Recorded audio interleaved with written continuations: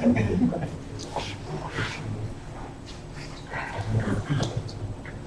evening, everyone. Welcome.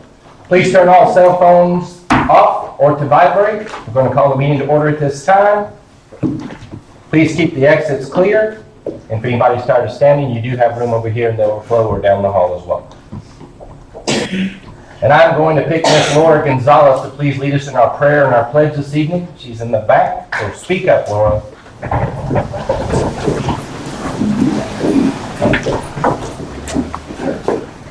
Father God, I thank you for a beautiful day. I thank you for community. I thank you that we are all able to gather here together, Father God, and do what's good for Ballinger. Lord, I ask that your blessings be upon each and every person here. I ask that your blessings be upon each and every person within our community. I ask, Father God, for knowledge and wisdom to be with our council, Father God, and all of our administrators, Father God. Lord, you are so good, and you are so just, and you are so righteous. And God, we just want to do what's good in your eyes. And Father God, you taught us that you're love and nothing but. So let us learn more to quit with the division and just learn to love on one another again. It's in Jesus' name we pray. Amen. Amen. I pledge allegiance to the flag of the United States of America and to the republic for which it stands, one nation, under God, indivisible, with liberty and justice for all.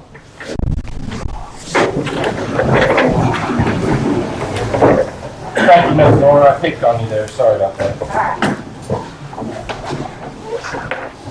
All right. City Council may hold the first public hearing on a proposal to adopt a proposed tax rate of 0.593,428 per hundred. This is the first proposed meeting for the proposal. The second hearing will be this Thursday, the 12th at 5:30 as well. And then we will adopt on September 20th, which will be Friday, the following week.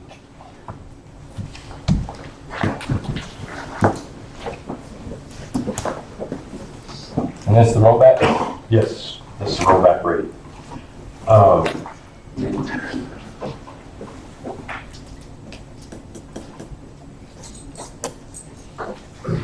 much is it going to go up? Well, it's going to go up to the maximum that we can. This year we get 8%, next year will be 3.5. But a lot of it is due to the fact that insurance costs have gone up for health insurance for employees, and well, all costs have gone up, and coupled with the fact that this year we had a decrease in water sales because we had a very wet year, we're having to, in order to balance the budget, we're gonna have to go up to this rate. And what is the rate? How many cases you know? This rate will be, Currently versus the proposed. I think it's 0.52. The new rate? The new rate, 0.59, Yeah, thanks. 0.34. The old one's 0.53, I think. Right. This will give us approximately $184,000 additional dollars. But bear in mind, our revenue is down. Budgeted was $1,600,000. Just in the water department. Just water revenue. Budgeted was $1,600,000, and we're hoping to end the year at $1,200,000, which would give us a bit of a shortfall. So this is the reason why we're having to ask for the rollback rate. You throw a fit because the appraisal district raises the appraisals and you want to turn around and raise taxes. Tommy, can you explain to everyone how little this is going to be per citizen? I mean, we're talking a few cents on a dollar. Just break it down to per $100 evaluation. Can you do that? Not on the fly, no. What was the previous rate? What, Jason? What was the previous rate again? 0.53. About 6 cents on the dollar. Or 6 cents on the $100. 6 cents on $100. So Right. You're that's looking at a not, little under 41 cents per citizen, or $41 per citizen. per year. at 4,500 people Per year. per year. Thank you, Pastor. The lot less than my taxes were evaluated. The rise in my taxes valuation of cost.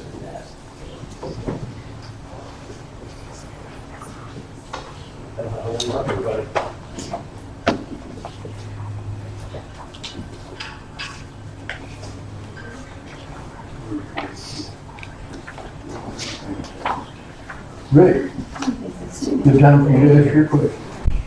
I do have a question, I didn't know if there was a, Well, it's a tax related they thing. just, Well, this is a public hearing just on the tax rate. Later, we'll have the other part. my question is, what is the taxable value for 2019?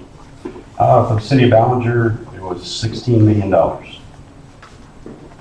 That's all the value of the property in the city of Ballinger. Well, in the chart that you pulled up off the internet, it shows the taxable value of 188 million. I'm just trying to figure out what's, Oh, pardon me. Yes, you're right. It went up 16 million. I'm sorry. Yeah, it went up $16 million this year. Okay, so I guess we're at 188 million this year. okay, so property values went up 10%, Yes. and if you raise the taxes 10%, that's sort of like going up 20%. Absolutely. Yeah. I mean, I can't, I mean, but our budget is what it is. We're gonna have to do trimming ourselves, you know, in order to meet the budget we have set. You know, we're gonna have to do a lot of trimming of the budget, equipment, you know, possibly some people. I mean, we're gonna have to streamline the city government in order to meet the budget that we're setting this year.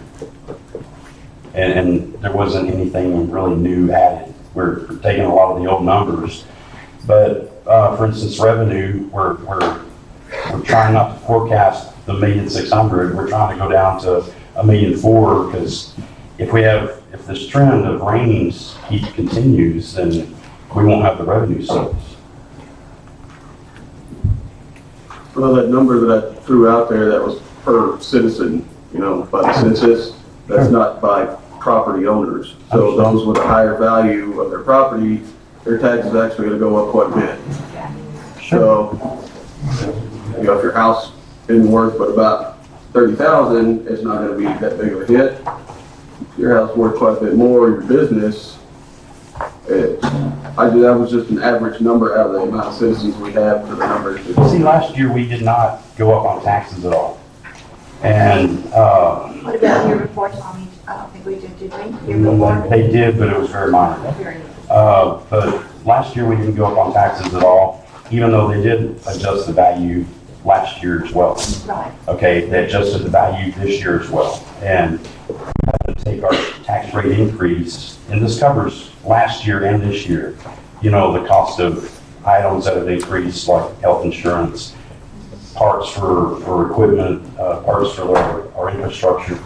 So, I mean, all this has been, you know, over a 2-year period, everything goes up. We have never increased our tax rate. This year, 8% is the maximum we can go up.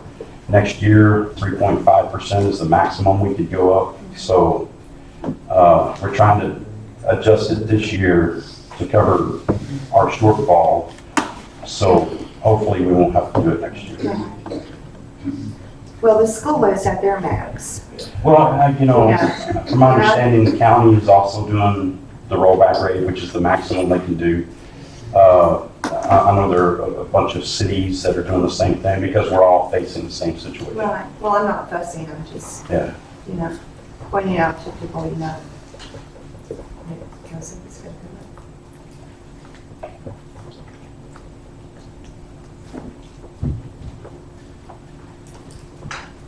Do you have any idea how much you'll be able to adjust on your, when you look at what you can cut back? Do you have any idea what the city could cut back on before you ask for a tax increase?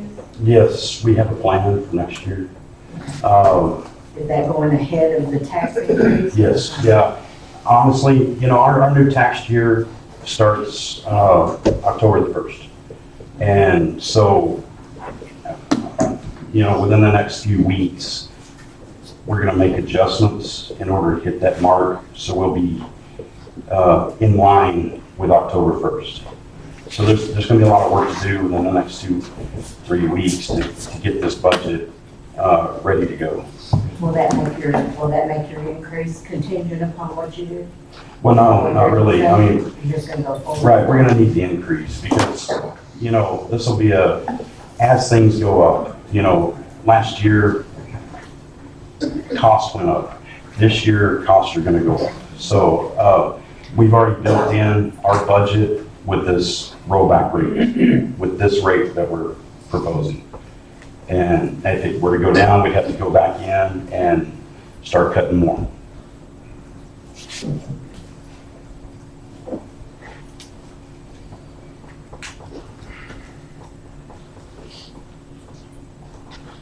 Well, council, 4 years ago, I came to the same budget hearing, when the rates were increased 10% or 8%, whatever it was, from 46 cents to 51 cents. And then they jumped another 2 cents right after that. So in a matter of 4 years here, we're going from 46 cents to almost 60 cents. It's a huge increase. Right, you're correct. And I realize, I mean, you gotta have money to operate on, but We do, but What's going wrong? the point is, the city needs to streamline and do a better job of what we're doing with less money. I mean, that's the whole point that we're trying to do this year, right? We had a budget last year, we worked with what we had. This year, we're really, I guess trying to do more with less. And we're going to streamline. If that means we have to contract out for services that we don't typically need, or if we're only doing it once or twice a year, that may be the cheaper route to go. That way we don't have, we're so heavy on equipment and people. Does that make sense? See, the more we can streamline and make Ballinger more efficient, then the more money we save. And we don't have to start asking for tax increases every year. That's the goal of this year. But you shouldn't even have to ask for a tax rate increase since the values are going up. Well, no, I mean, yeah, theoretically you would think so, but, after the tax value increase, we were only, we would have, at the rate we were at, our present rate, it would have only been $89,000 extra, right? Wiggle room. Well, no, that was how much it would have gone up. Oh, that's. Okay, with the combined new tax rate, we're sitting at about 189.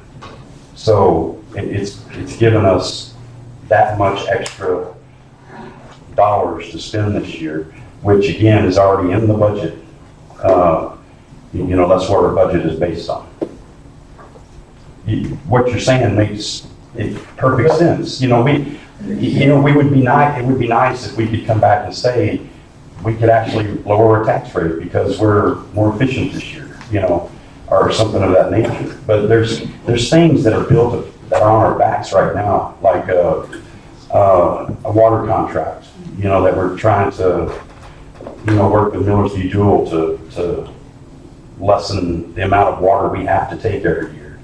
There's things like that if we can negotiate, cost savings, and get rid of some of that 360 acres we have to buy every year, then, it makes us more efficient. We can, save more money. And, I'm not going to say we're going to go down next year, but I would like to. Or if not, go down on the water bill. Something's got to give for a lot of people out here. I for one, know exactly what that feels like, And what you said is exactly what's gonna happen is, I tend to spend $2,400 a year on water. Sure. Now that my taxes are gonna go up, I'm gonna cut my water expenses, you're not gonna get any more money out of me. Sure, sure. How it's gonna get. And see, that's some of probably why we don't have, well, okay, we went through 15, 20 years of serious conservation, water conservation. You know, if somebody saw water in the street, they were calling the city. You know, maybe it's a water leak, maybe somebody's washing their car. I mean, that's how serious it got here. And everybody's been conditioned to not use water. Okay, so when we have a wet year, like this year, and your lakes, rivers, streams, all your cattle, tanks are full, we're not selling water like we usually do, right? So, what do you do if you want to sell more water? Go down on price, right?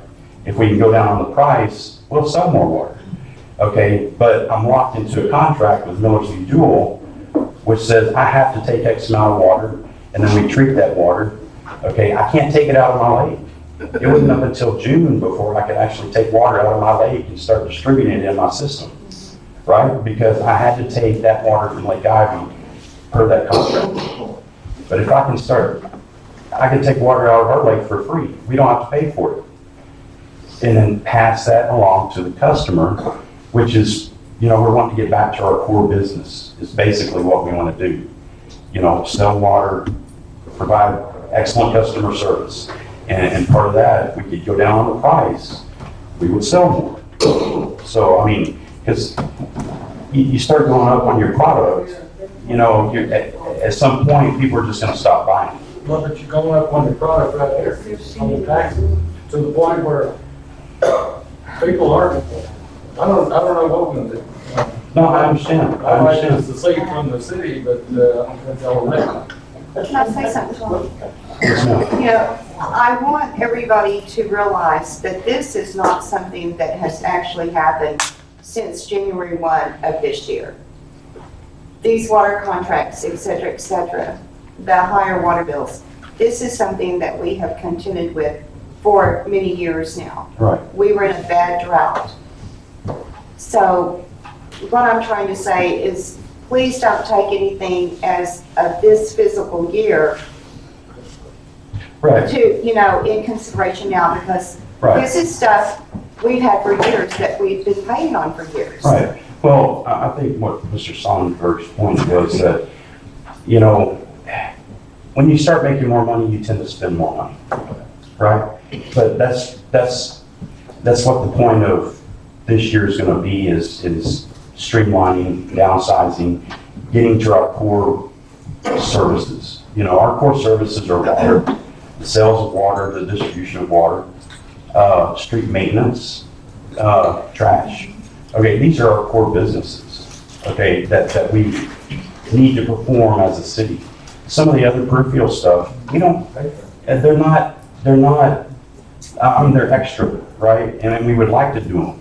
But when your budget's strapped, okay, it might be better to farm it out to contractors instead of having, being heavy on equipment or people, right? Every business has to go through this at some point. Well, they don't have to, okay? A lot of businesses sometimes have to go through this. They downsize, their business change, their product market changes, right?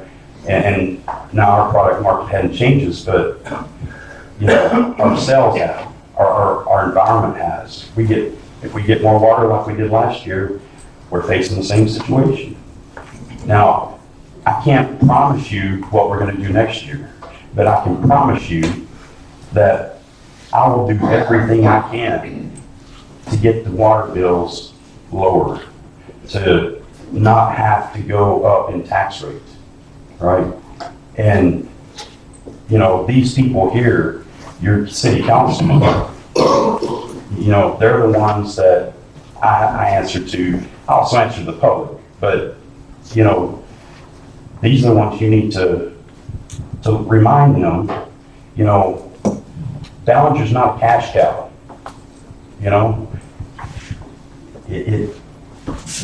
we need to be more efficient and stay on top of that. And that's your job as a public, is to remind these guys that, you know, this isn't all about, you know, tax rates and everything. I mean, we need to, you know, really become a little more efficient. Well, we don't have any CDs to fall back on, do we? We got two, but they're locked up in the loan. But, In the past, have CDs been cashed to kind of equal out the budget, so to speak? yeah, they have. But that's not available now. No, we don't have a lot of reserves to fall back on. But that's what makes this year so important, is to get something where we can have reserves, where we can have choices, you know. And I've got a laundry list of stuff we need to do this year in order to get in better shape. So we can go down on the water bills, you know, so we can, you know, provide more services.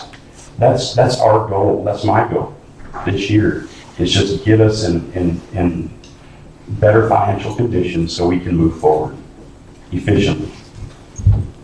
Well, how much longer do we have on our Ivy contract to buy water? Well, there's two contracts right now. We have one with the city of Abilene, and we have one with Northview Dual. And I believe Northview Dual was a 40-year contract, so we're probably sitting on year 13 or 20, something like that. So we got another 20 years. We did negotiate a reduction. We were taking 500 acre feet every year, and you have to take it, but you're paying for it anyway, right? So they reduced it to 360 acre feet. Then we start buying from the city of Abilene, the residual. So we're still having to buy 500 acre feet. It's just the city of Abilene was offering a deeply reduced rate versus the city of Millersview Dual, where we're paying a higher rate, okay? If we could swap it all, we'd get cheaper water. And this is what our negotiations with Millersview Dual is trying to, you know, reduce that rate to where we're not having to buy this expensive water anymore. And you know, because we have to pass that along to the consumer. Now, it was done back when we were going right through a drought. So it's, you know, I want to call it an emergency contract, but it really wasn't. It was the only thing available at the time. But we are working. I'm working in different angles, trying to, I mean, we're talking to them. We're talking to some other people to see if we can help them get out of their contract. You know, there's a lot to this mechanism, trying to get out of this. And part of it is, you know, we were hoping over a 3 or 4 or 5 year period to go ahead and alleviate us out of that contract. You know, they would maybe give us 100 acres per year. But they're very concerned about the future of their water system and things. So, I mean, there's just a lot to go through and work with that, because they have their own board of directors. So that's who we're trying to work with in order to, you know, narrow down our water requirements. So.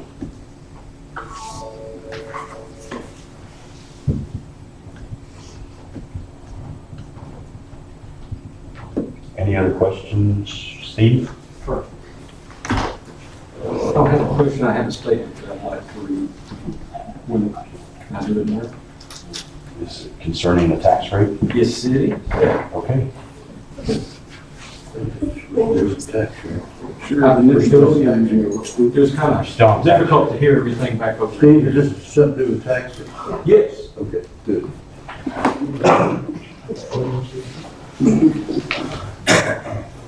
First one you proposed. Yes, step up to our planning. Oh, you're the first one. Hey, somebody's got to do it. Oh, there's a packet in front of your name. Sheet that I needed. by the way, our new podium has been brought to us by Mr. Stanley Fiscal. He's donated this in honor of his mother, father, and Gail, his wife. who's- Would you reemphasize that he donated? Yes, he did donate that, and we're getting a plaque that we're gonna put on this thing. And it's an awesome home. Thank you, Mr. Bickle. Yes, Yes. but I'm gonna wing most of this because, like I said, I left my bullet points at the shop. I think, we need, like Tommy said, we need to trim stuff down. And one of them things we need to do in this year that we don't have any money is we need to put a moratorium on buying, leasing vehicles. We don't need to do any of that unless it's an emergency. I mean, God forbid, one of Stan's guys gets in a chase and hits a pole or something. Obviously, we got to replace that. But for this year, nothing. No pay increases, things of that nature. To do something like that, when you got guys like Rick over here who, like all of us, are concerned about that increase in tax rate after you had a giant increase in your property value, it's kind of concerning, and it will be extremely concerning and hard for anybody to take if you see guys riding in new pickups and stuff. No, I agree. And I'd like, just for the year, mainly. And we need to do other things, like city vehicles on non-city business don't need to be traveling out of town. Providing, gas Right, to drive to Coke County to work at another job, right. providing tire, rubber, insurance and all that. We need to quit that. That probably should have never started. And, and I'd like to say, I don't think we need a drug dog this year. Maybe revisit it some other time. Right. But, and I think that I think the 5-minute thing was a little incorrect because having a drug dog there within 5 minutes, or it's not usable, because the response time for the state of Texas on emergency calls is over 5 minutes for the average. Okay. So you can't tell me that Dallas doesn't work dogs because they can't get there in 5 minutes. So I think we need to check on some more things before we do things of that nature. I Because, understand.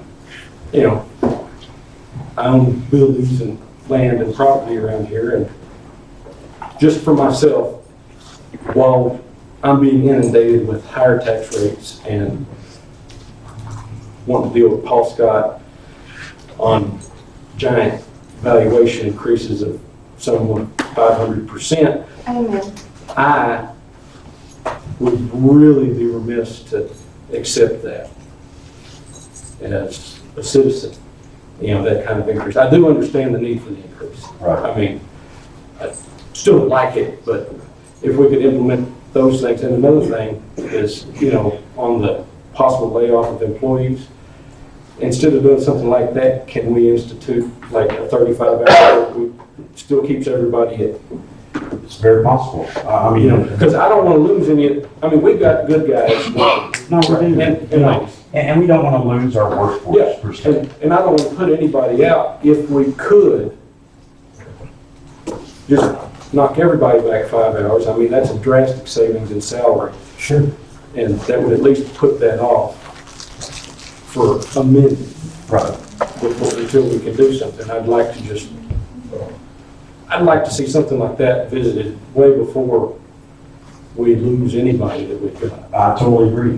We don't want to lose anybody. Well, yeah, We want to do other things before, and, we're hoping that to be our last resort. right, and I just wanted to put something else out, just because, I've seen other companies do it. And like it or not, the city is a company, basically. Right. And we're shareholders. Sure. And that's all it really amounts to. But I don't want to put anybody out, Right. People over stuff. I'm done. Stevie, Yes. Could you elaborate a little more on people driving vehicles? We have people working security jobs sometimes in Coke County, taking Ballinger vehicles and working a 12-hour shift in Coke County and coming back. Well, one of my pet peeves, as Stan knows, is the animal patrol driving their vehicle home 16 round-trip miles a day. I completely agree. And whenever I broach this subject to Stan, he says, well, I'll just put it in my back pocket and forget about it. I completely agree with that. So hopefully, prayerfully, if Tommy's over police department come November, after the election, after the charter revisions over here voted in, I hope he does something about that one item.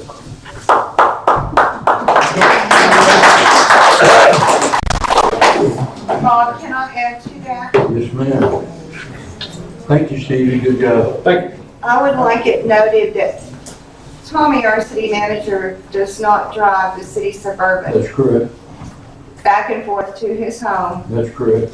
to lunch and back. He uses his personal vehicle. He Let me add only this to- uses the city Suburban if he has got to take someone with the city to go do something. He's picked me up before as a little tour around town where I was in his private pickup. One other thing, I got on council 3 years ago. I was enjoying Ginger, as you well know, my golf days, going to Colorado in the summer. But I had people from the courthouse calling me, and other people with standing in the community saying, 3 years ago, this town is going broke. You need to try to do something about it, Bob. Tommy was the administrator then, the manager did. I'm telling you up front, he inherited a problem. And we need to That's right. We need to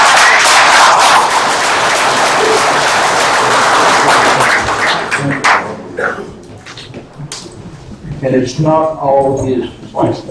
No. No, You can't hear me. Just ask him to I'm speak just gonna up. put it bluntly, we were broke when he got here. Amen. I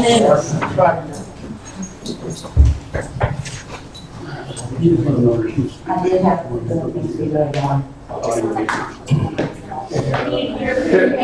Yeah, if y'all could try to get as close to your mics as possible, people in here can't hear very well, so just Sorry. use the mic as much as possible.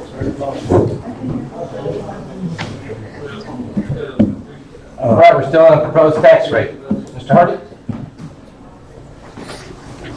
So I just very quickly would like to state that what a city normally does when they get in this situation and they're looking at having to raise the tax rates, they look at their cash reserves. And so just to make your point even more, we don't have any cash reserves that we can access. There are loans against them because the cash reserves were spent by the previous city manager. They're gone at this point. What was it, approximately $650,000 in cash reserves, CDs that were cashed in, and grants? So that's something that we don't have to fall back on based on what's happened in the past. So I'm a property owner, I've got several houses here in town. I would just like to say, I don't like tax increases, but I support this because I feel that it's necessary in order to get business done. I would love to have the cash reserves to go back and access, but they're no longer there.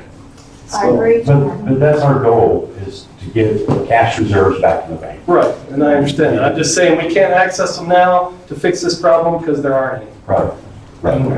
That's a previous problem, not a current problem.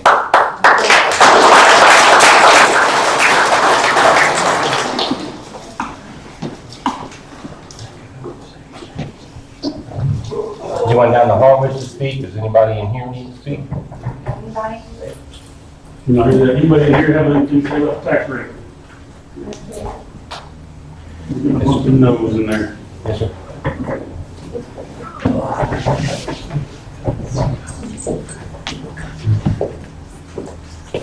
Well, one thing that I've noticed, is we've been living here for about 14, 15 years, I guess, is the previous administrator bought a bunch of high-priced equipment and nobody knows how to use it. There's a paving machine, a compact roller, and a few other odds and ends. I run those things every day. We know Yes, I how do. to. know how to run our machines. That's not what I've heard. And I haven't seen any good use out of it. I did watch some people use it one day, up close to Beefmasters, and they wasn't using it correctly. And, It didn't turn out quite as well as what they thought it was gonna be. That's all I got to say. Thank you.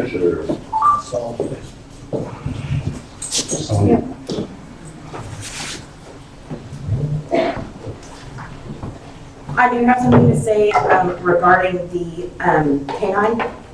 I don't agree with all of the police budget, I will say that. But I do agree with the canine.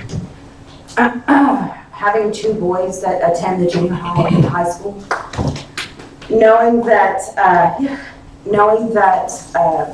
I have seen drugs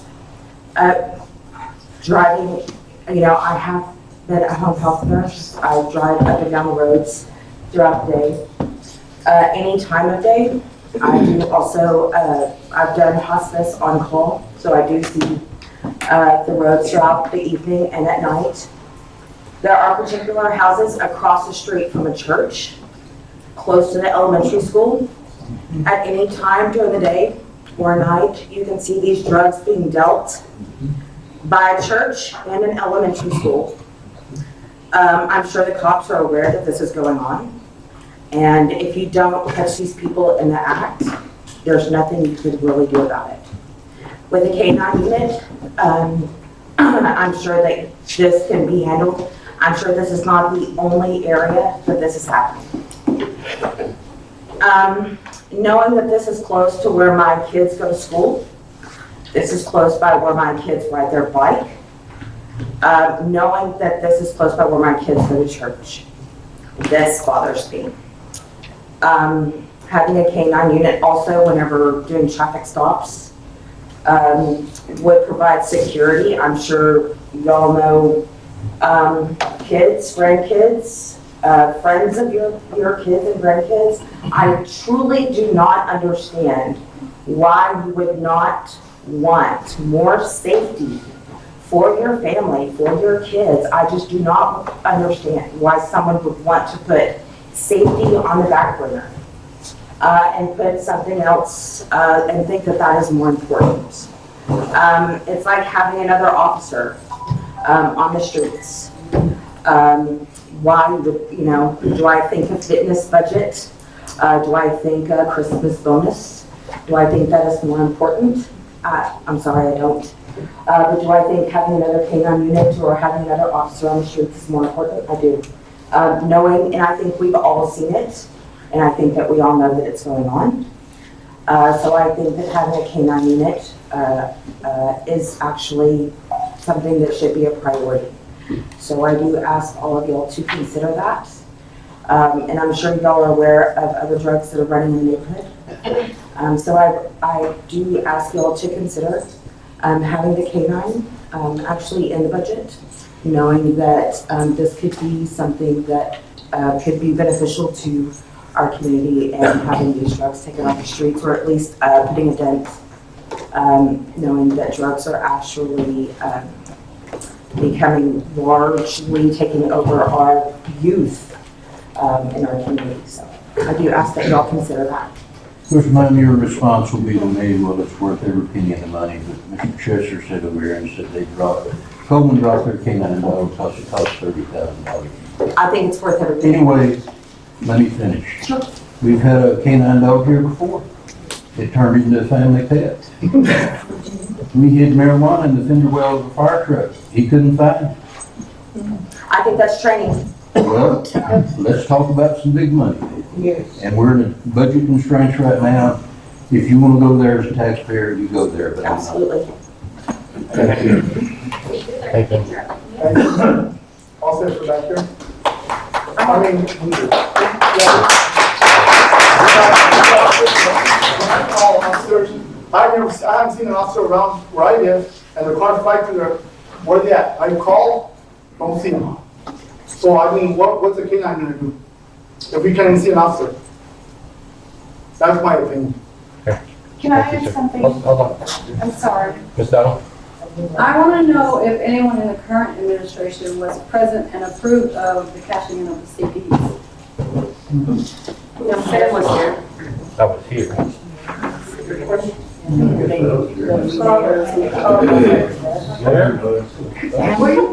Lee Lloyd, Arlene, Yeah. Philip. Jolene, Jolene, my burden. Yeah. Thank you. Yes, ma'am. But Bonita was here. I've been here. Bonita cashed him in if you want to go there. Ginger? I would just like to add this to the K-9. There was a budget meeting, how many weeks ago, Tommy, that we attended, and the presentation was made about the K-9, and the police department gave their budget to the council. There was no decision made. Correct. And so I and Jason and Christy, me as a citizen, I had an idea, well, what if we came up and added 50 cents onto everyone's water bill to help pay for this K-9? Would you tell the On a citizens, voluntary Tommy? basis. It was a volunteer basis, it wasn't, That's right. we weren't Excuse me. gonna demand that I'm sorry, everybody pay. volunteer. It was an idea that was You being can option raised. out, it was just an idea. Right. Right. Could you tell them what the budget was for a year, including the price of the dog, and maybe they'll understand? Was it 45? 4,000, Stan? Yeah, 4,000. Total cost of the dog. That's just an operating cost. Okay, what she's talking about is, okay, the long and short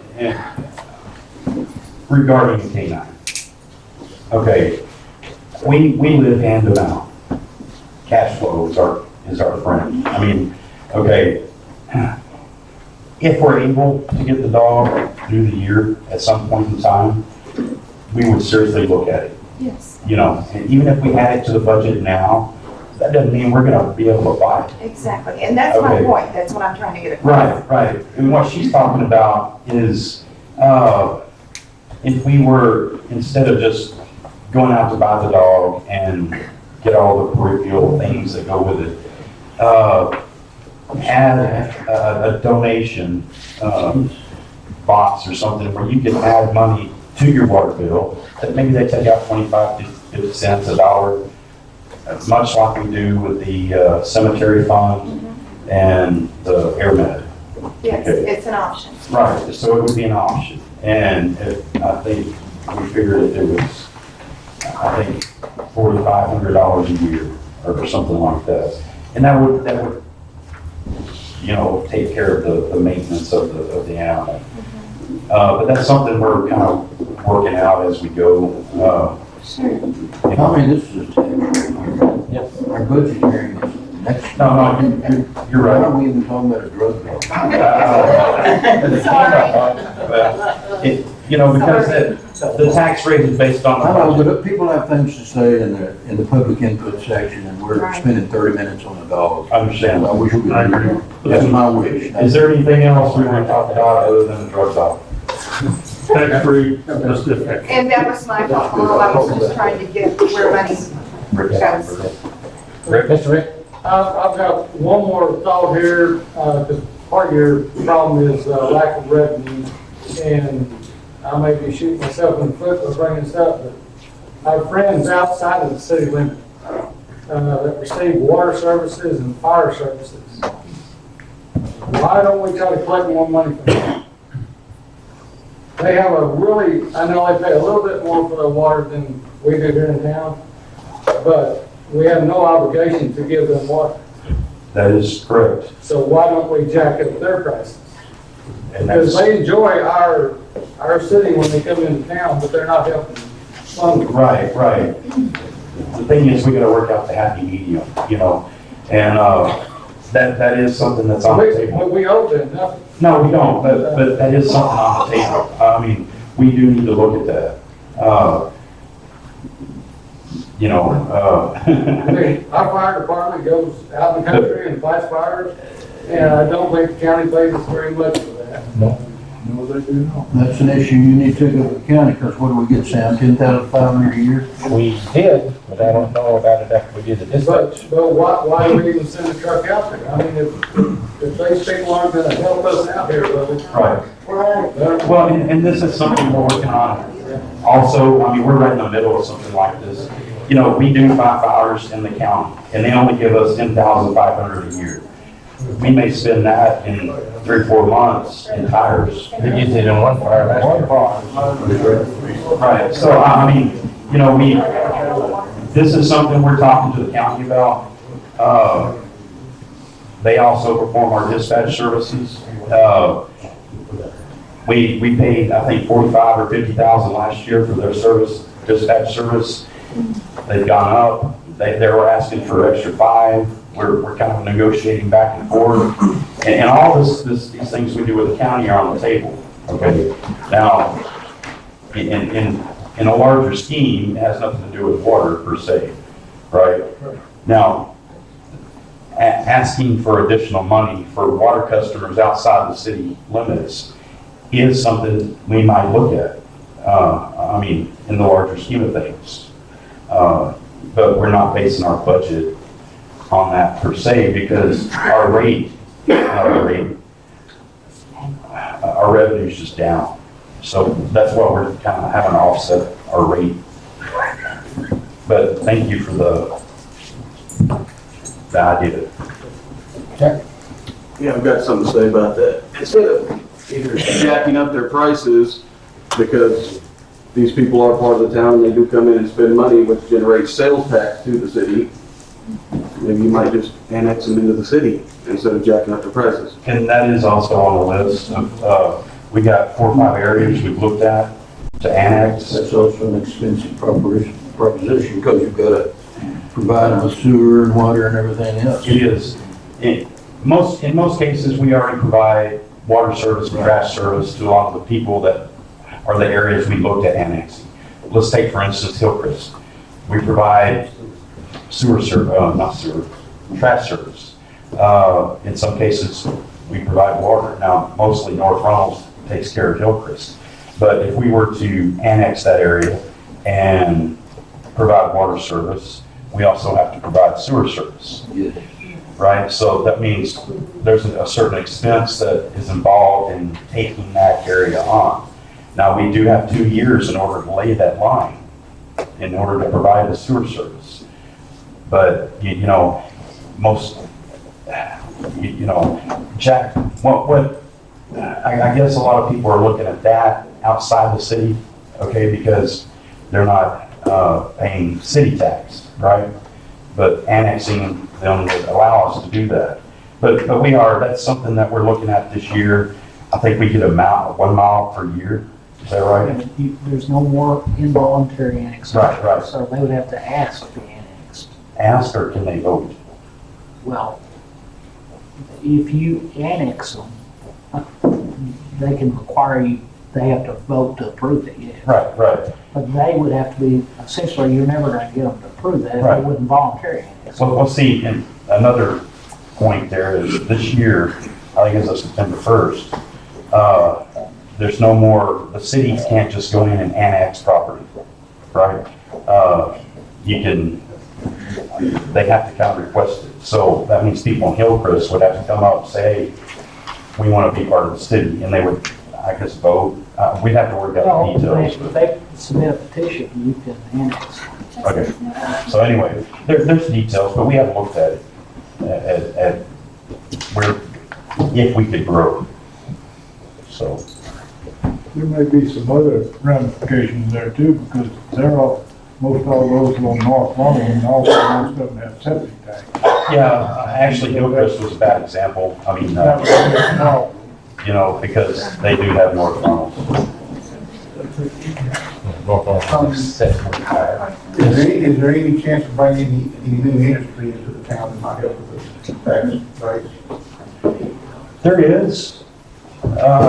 It's not something that I've worked on a lot per se, mainly because we need our infrastructure. I mean, if you're going to take a lamb or a steer to the sale, you want to spruce it up, you know? And that's what I've been concentrating on this year, is sprucing up the steer to take to the show. So, but there are things that we could do a little further down the line in order to start attracting businesses and things into Ballinger. But tied into that, you have to have an active channel. You do, and Whatever they call it. yeah, and ours is reorganized, Right, I know that. and I they're, think you meant industrial board. oh, okay, well, I'm yeah. an industrial board, but you have to have Or organization. economic development. They're the ones that go out and really get the business. We've got a railroad, we got what? What better scenario is it? Well, also something else in there, back in the 80s, the voters voted, well, yeah, what they call, what is it, A and B? Ad valorem tax, A and B. Back in the 80s, Reynolds County voted to give ad valorem A and B from the cities to the county for tax abatement. So, what other cities like Coleman would typically use for economic development, all that goes to the county for the city of Ballinger. For the city of Winters, it all goes to the county. Fort Miles, it all goes to the county. So that's something, you know, we'd have to work out as well. I mean, we don't really have an engine to power the economic development part of it. For instance, in some cities, if you have a business wanting to move in, they'll come in, say the business will buy the building, but the city might help refurbish it. Maybe they put a roof on it. You know, they may have to sign a contract for 5 years to stay there, but you know, they're trying to help where they can. And we don't particularly have that engine in order to pay for something like We don't that. have the go-go juice to do that. What else was there? There was somebody else. In the back. It was Yes, I was just gonna say, right now, we're revenue poor and water rich, so killing water outside the city seems like a good idea to me. It is. But everybody's got it right now, so that's the problem. I have a question for businesses that are moving in with the flood, being in the flood zone, Yes, ma'am. that have to build their businesses that way high. Why is that a requirement? And if they're gonna furnish insurance for their own property, then why are we holding these people back? Are you talking about specifically the chicken place, Well, Golden yeah, Chicken? there's different places. Dollar General has been looking and coming in and building for a long time, but something keeps souring them away. Well, okay, it depends on where their funding is coming from. Okay, let's say specifically Golden Chick. They were getting an SBA loan, Small Business Administration loan. That loan required them to get flood insurance because of that particular area, or build up their platform, okay? If someone like Rick Sonnenberg, okay, wanted to spend $1 million and build something in there, in that area, he doesn't have to worry about insurance, Right. okay, then he doesn't have to get it, right? It depends on So your, it isn't a requirement from the city to do it. not specifically, no. It's not the city, it's FEMA. And basically, if we don't follow FEMA floodplain regulations, the city will be penalized. And so So what it can is, happen? there is a requirement. Yeah, it's basically, if you build in a flood, that's why you see these properties built up like that. If you don't build up and it floods, FEMA insurance is gonna cover that. And so what happens is they don't wanna cover it. Right, And so okay. they've started this, and now they did the same thing. They've actually, they don't want you building in the floodway, period. The floodway, absolutely not. And so they basically made it to where the requirements are so cost prohibitive, you can't build it. Just to let everybody know, what he's talking about is FEMA. Can y'all hear me back there? Okay. He's saying that it's a FEMA requirement, and the cities get penalized specifically on building in a floodplain. But, and I think we're kind of on economic development in that area, so if we could Get back on the tax rate. yeah, is there any other questions on tax rate?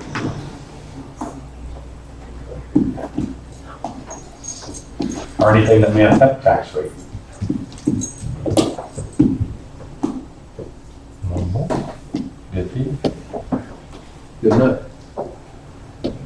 All right, the next hearing for the proposed tax rate will be this Thursday, the 12th. Be the second hearing at 5:30 PM here in the council chamber.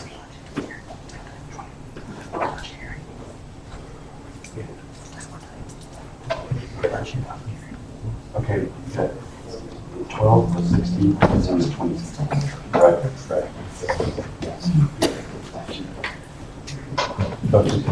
Right. 12, 16. Yeah, our next public hearing will be the 12th. We'll have another one on the 16th. And then to adopt the rate, to adopt the new budget and the new tax rate will be on the 20th.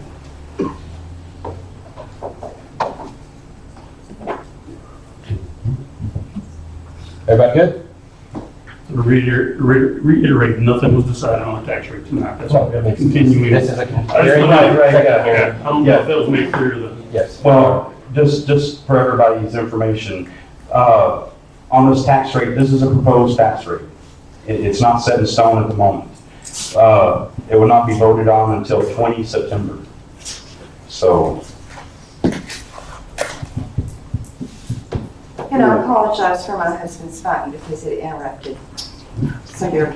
So on the math, it's 60 cents per $100 of taxable value is what the new tax rate will be roughly, or a little under 60 cents. yes. 0.59, Okay, so 3428.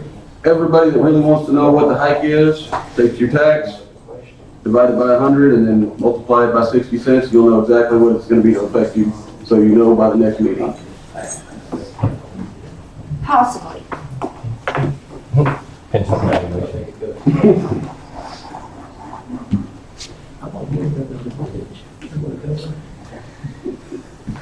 Nothing else on tax rates.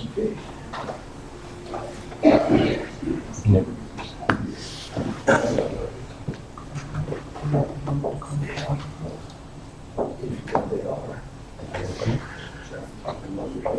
I didn't. I didn't. Oh, you started. I didn't.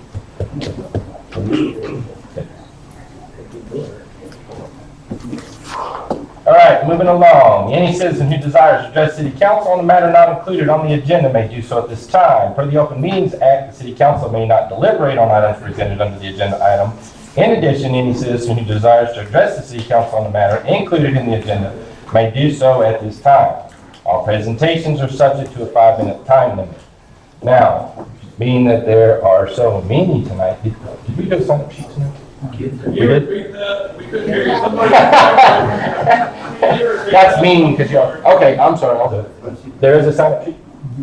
Okay, so those that did sign up will be able to speak. Where was it publicized that there was a sign-up sheet? I just asked if there was one. If you didn't know, I saw one a week or two ago, so I was just asking if there was one. Yes or no? They signed it? Okay. Everybody signed? Everybody? Are you? Okay, well, I think we're all Yes. here to say something, so who wants to go first? All right, hold on. Yeah. way to go. What? Moving along. Better just get your input. Can y'all have me back there now? Yes or no? Yes. No? No, what, two times? Now? No, these people.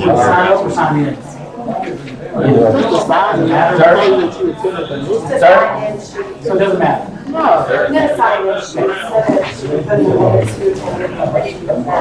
I can't hear. There was a yellow pad, that was the only thing they got passed around. That's it. Is that what you call Well, not all got it. Okay. Okay, Gotcha. do they have to be on the sign-up sheet? No. No, okay. You don't have to be on I don't have to go to the sheet to be able to speak. Here, hold on.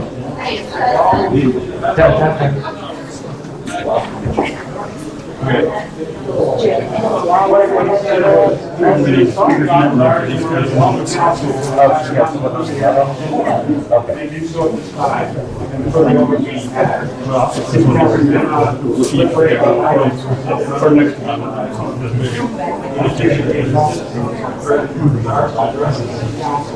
No matter We do so. All presentation is subject to 5 minutes.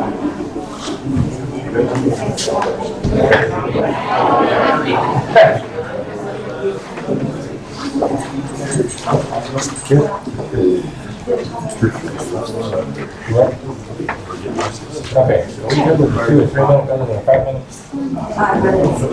I said we good with 2 or 3 rather than 5. What? Syllabus is 5, probably got to stick with it, right? Wow. I think that's stated. I asked that same question. No, I think it's stated. Yes, that's what I'm saying, so many pieces takes out control. Since we're on this line. Yeah.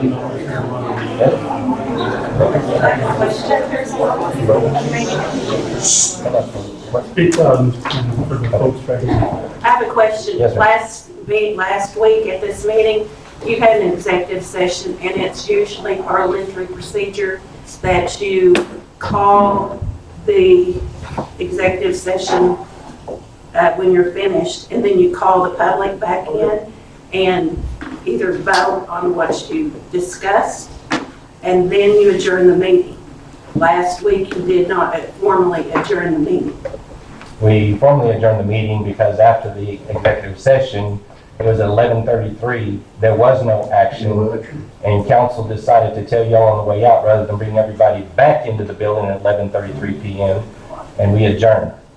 Okay, but isn't it proper procedure to call the public back in They announce that they're not taking action. or to adjourn the meeting? You don't have to. I mean, it's like I said, it was no action. They did an open session. So the public couldn't speak at that point. But like I'm saying, it's just parliamentary It was procedure. never officially adjourned to the public. We're not giving the opportunity to speak. To speak for Yeah, what? you're on item 4. Whatever might be you want to speak about. Yes, ma'am? I'll try to speak loud enough so everybody can hear me. I do have a voice. Okay, I want you to listen fast and listen good, because I've got a lot to say. My name is Linda Maynard, and so mayor and council members, I have a statement. I have lived in Ballinger almost 6 years. My husband and I fell in love with Ballinger the first time we visited my brother and his family. But looks are deceiving. Just like President Trump is dealing with the Washington swamp, we have a cesspool here. At least the swamp has an ecological balance. Remember, we can get you out of office just like we put you in office. Yes.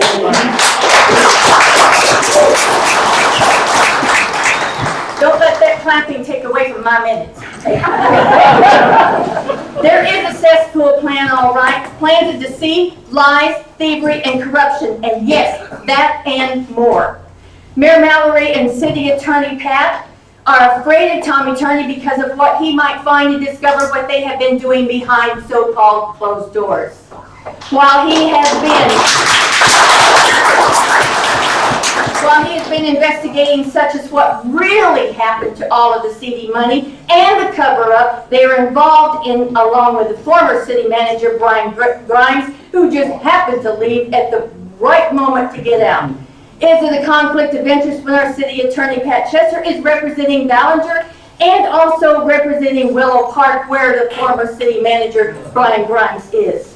Do we want this kind of city leaders who are not honest with us, who are elected to supposed to serve the citizens of our community? And was all of the city money accounted for? Really? Oh, I think they hit a nerve, because I don't think it was. Last week's meeting was disgusting, disgraceful, and the executive meeting was worse. It was illegal and so wrong. As they went into so-called closed session, we, the voters, were told to leave. We were escorted out by the police. Even the city manager was kicked out, but should have been able to stay in.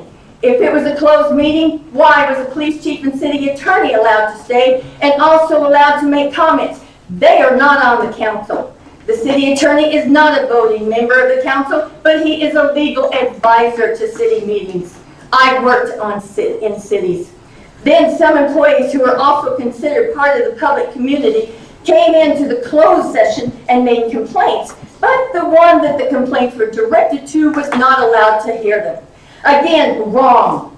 At least in the courtroom, the accused gets to listen to the alleged accusations.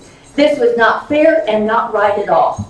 And if that's not bad enough, the support letters were not, from satisfied employees, were not allowed to be read and heard. Talk about a one-sided conversation. At least Fox News is fair and objective. Even the public part of the meeting was led by a very rude and angry mayor last week.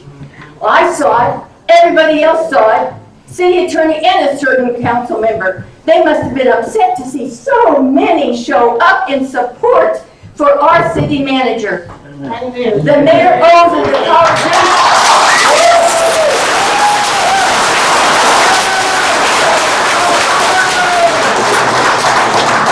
And the mayor owes an apology to that gentleman who sat right over there that wanted to speak, had raised his hand, and he was very rude and put him down. Yes. And I feel,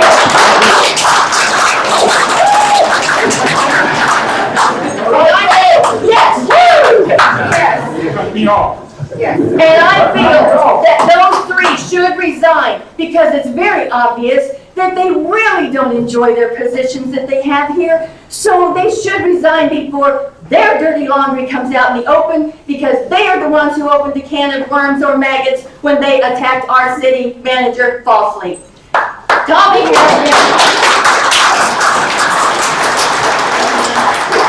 has been doing an excellent job. He might be a little rough on edges, but he's young and he's learning. Don't we all learn new things and better ways of doing things every day? Tommy is a caring and a compassionate person and is trying to make a better community for all of us who live here and for his family that's here. We want a better future for our city. Driving into Ballinger gives a bad impression because of unkept yards and streets. After the damage from the tornadoes, Tommy, Jason, and Christy went out their own time and went out and helped in damaged areas, working and helping to clean up.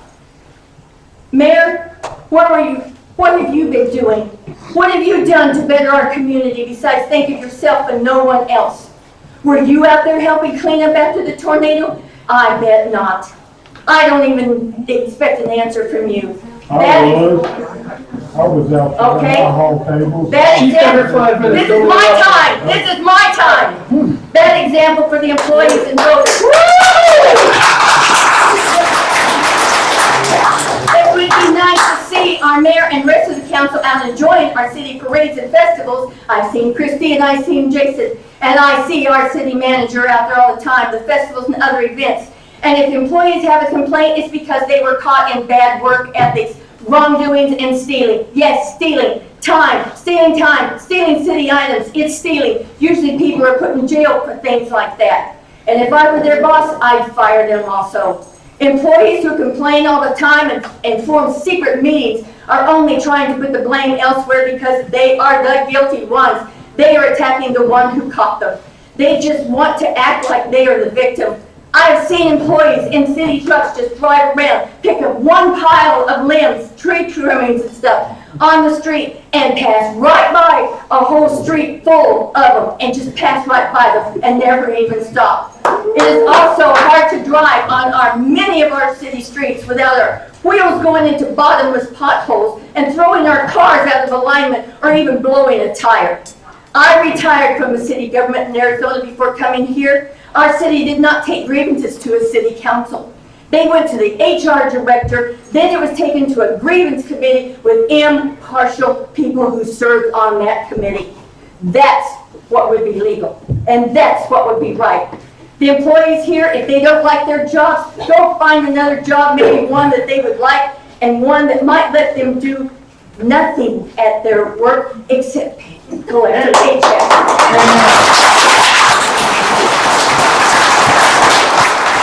But there's plenty of people out there wanting jobs, because I've heard a rumor across the counties and state since I've lived here, And that people, oh, go to Ballinger and apply for a cushy job there where you don't have to work, but you can sit and knit or crochet and collect that paycheck.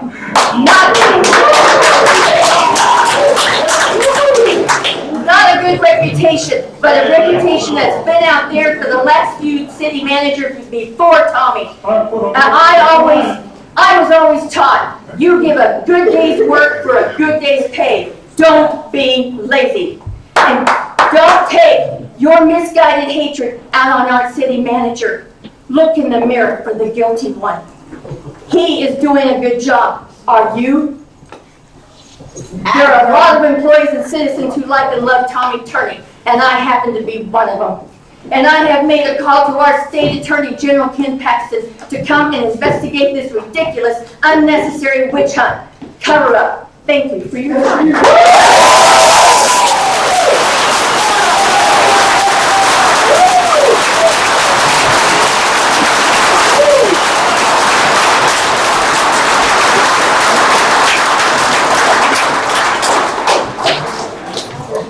Thank you, Ms. Mayor. You betcha. Anytime. Okay.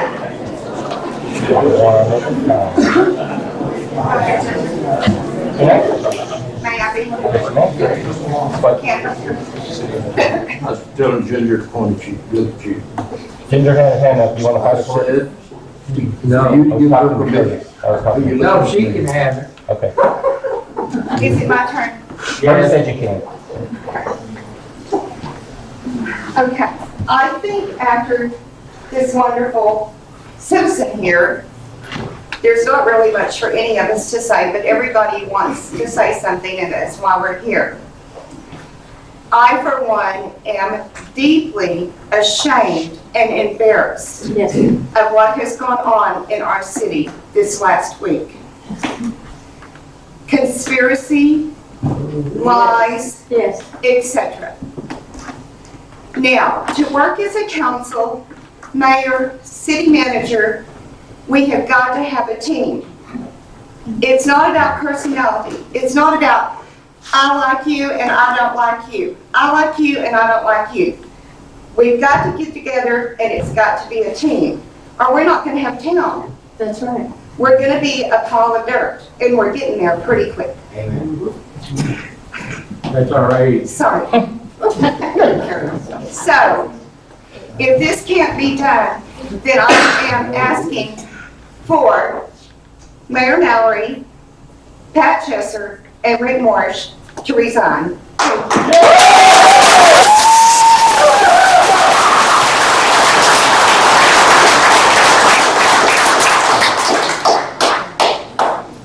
I got a little bit to say. First thing I want to do is tell Ms. Maynard she's done a real good job. I wish I'd have met over to your house. Tommy's done a lot of work here. I hear people talking about him all the time. I don't care what business you're in, what company you work for. There's something you're not going to like. Some of the hands are going to say, I don't like you, I don't want to do this. If he's the boss and he tells you to do something, well, I don't care what uniform you got on. If he hands you a shovel, it's time to grab that shovel and go to work. He's the boss, he's paid. That's right. I work for some of the biggest companies in the country. And I work for myself, it's a little bitty one. But I do most of it myself. My son helps me, my son-in-law, my daughter, my wife. But that man right there has got something on his shoulder that's heavy as heck. And he's doing an excellent job. And as Ms. Maynard said, y'all need to be united, not separated. Yes.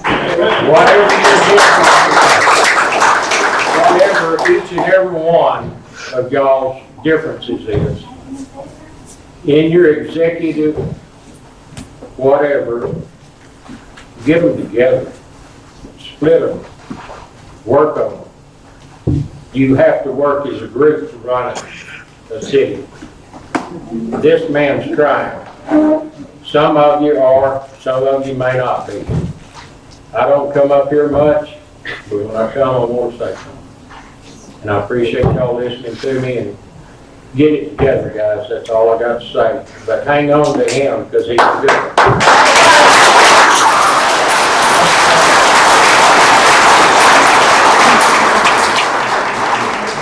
Thank you, sir.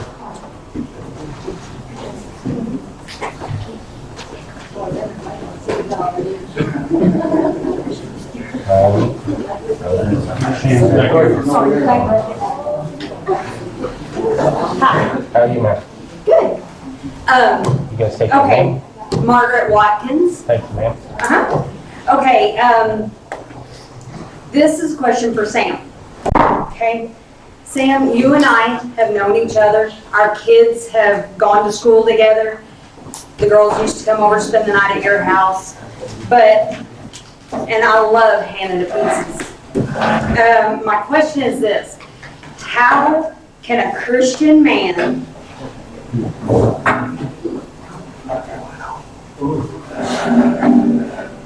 take 8 to 10 months asking employees and other city councilmen to write down things to get Tommy relieved of his job? Tommy has done more for this city. He works with everybody that asks for his help. He's trying to get the community together. If he had done something so bad, it wouldn't take you 8 to 10 months to get him canned, period. And if we are not allowed to know what he's done wrong, what is the purpose in our voting process? We elected you to this position, and if that's the way things are going to be, maybe Tommy isn't the only one that needs to be let go. Maybe we need to clean house. Maybe resignation as well. Yes. If that is what is asked. This is a witch hunt that needs to stop. As a community, we would be better off for you to spend your days working on Ballinger, making us better, instead of going to employees and city council members and asking them for dirt on Tommy. It's BS. And another thing, I think it's very unbecoming of you as a mayor, and it tarnishes the name of the office, and it puts a bad shine on our city as a whole.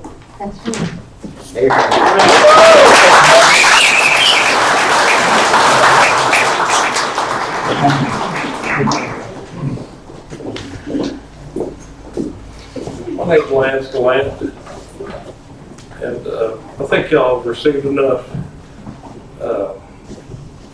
bash talking. So I think I just want to ask y'all to just please, I'm going to beg y'all to not vote him out. He's done a good job and you know it. To vote who that? Tommy, don't fire him. I thought someone said. No, I'm here for Tommy because I'm here for Ballinger, and I know Tommy has got Ballinger's. Can you speak up, sir? Yeah, they need to. I know Tommy's got Ballinger's best interest at heart. That's right. And I expect more from you, Sam, and you, Rick. And I expect you to look at me when I'm talking to you.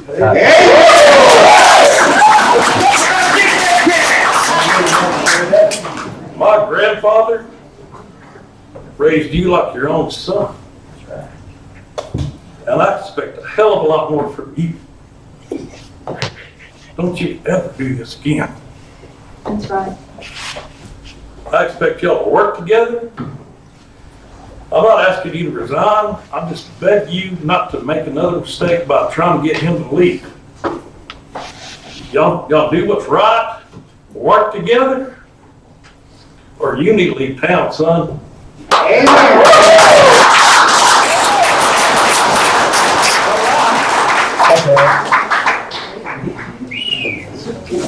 My name is Vicki Stokes. The questions I have to ask is for the employees. Is there a standard call where if an employee comes to have a complaint, how's that handled? Do you take it just, okay, we'll take care of it, but the second time that employee comes to you, it should be noted, and very well noted, because the longer you let things go, the more it builds up, and pretty soon you're gonna have an employee that's mad, and you didn't follow the proper channels to do this, and you're gonna have a lawsuit.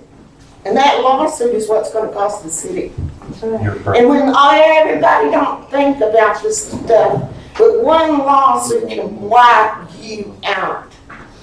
Now, I don't know if it's true or not, but I've also heard there was drinking going on in some of the city vehicles before Tommy came. There's got to be people out there that look after these people and see what they're doing.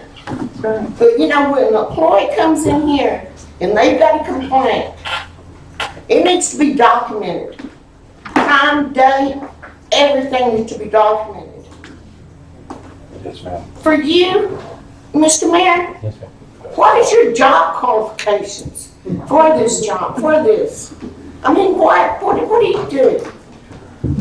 This is not a 24/7 job. I don't know, what do you do? I think whatever's called upon. What's that supposed to be? I'm really not supposed to even be commenting, I apologize. No problem, I'm asking the question. But the main thing is that we don't get ourselves in a lawsuit, because that can wipe us out big time. I'm thinking about, and plus it's fair to the employees, and the employees have a right to come in and voice their opinion when something's not going right. Yes. And that's all I've got to say, is that, think about things and how fast they can go to point A to point B to point C, and you're sued big time.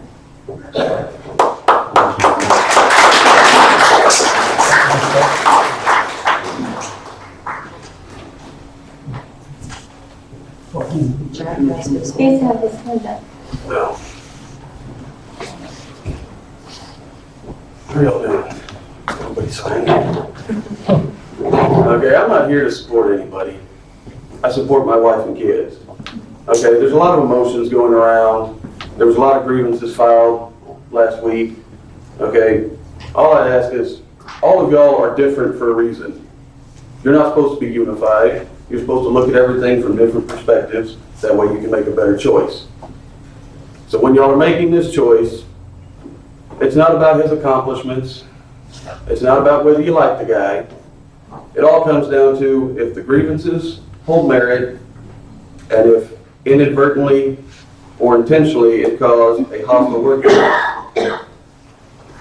Now, if y'all can take yourself away from it and look at it objectively, emotions are high, so it's going to be kind of hard to do. But that's the only way that anybody's going to get a fair shot. Tommy, the grieved employees, the city as a whole. Because anybody can come out here and lash out and say things that they don't even have a clue about. But if you take your emotions out of the situation, look at it objectively, I'm sure y'all come to the right answer. Thank you. Thank you, sir.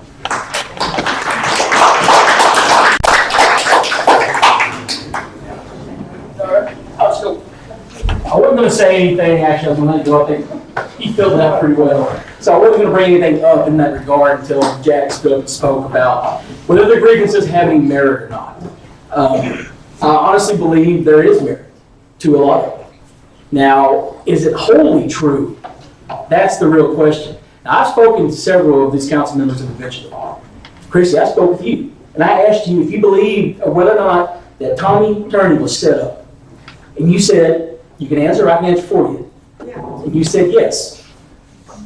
Jason Gore, spoke with you. I asked you if you believe Tommy has been set up. You said, appears to be. Yes. appeared to me. That should have washed everything out this door to begin with. We should never been at this point we are now. Yes. All right, grievances are legit. I understand that. These people were wrong in their minds, and they might have been, but not this way. It's not how we go about it. We keep our honesty up front. Bob, Yes.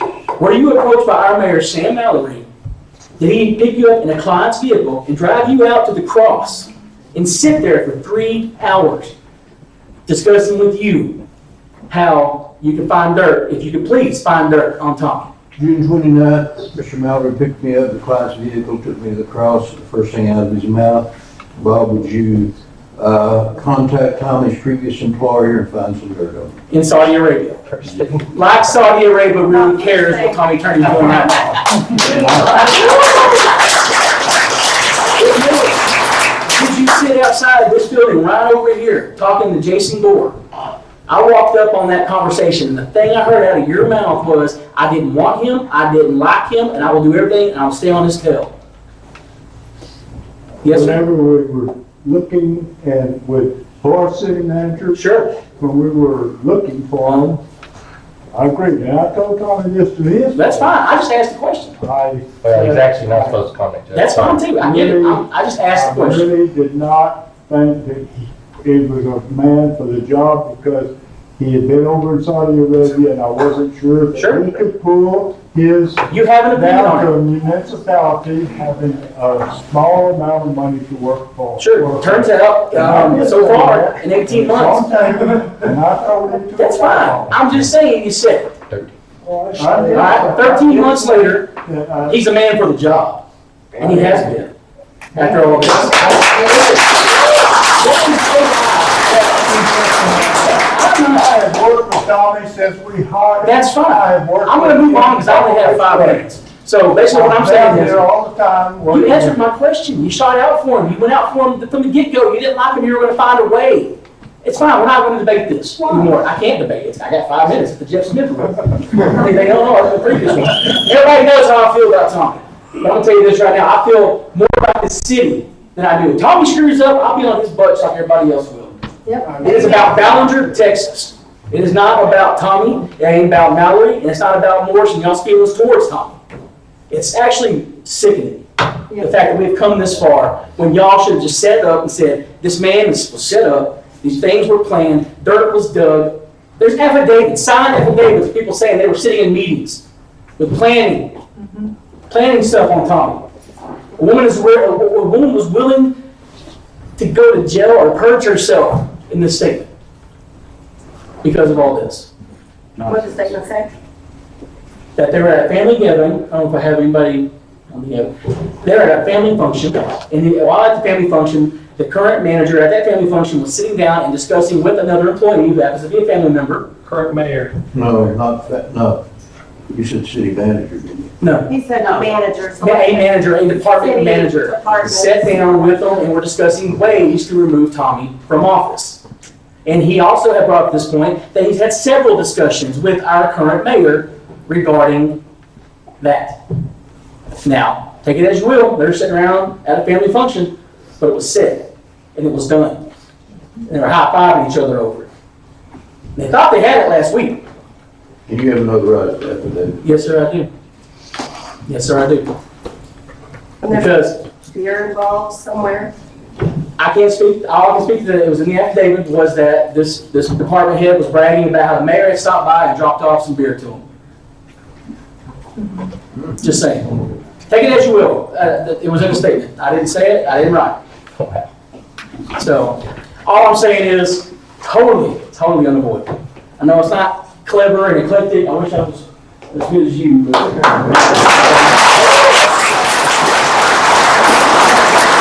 Is there a petition that we need to sign?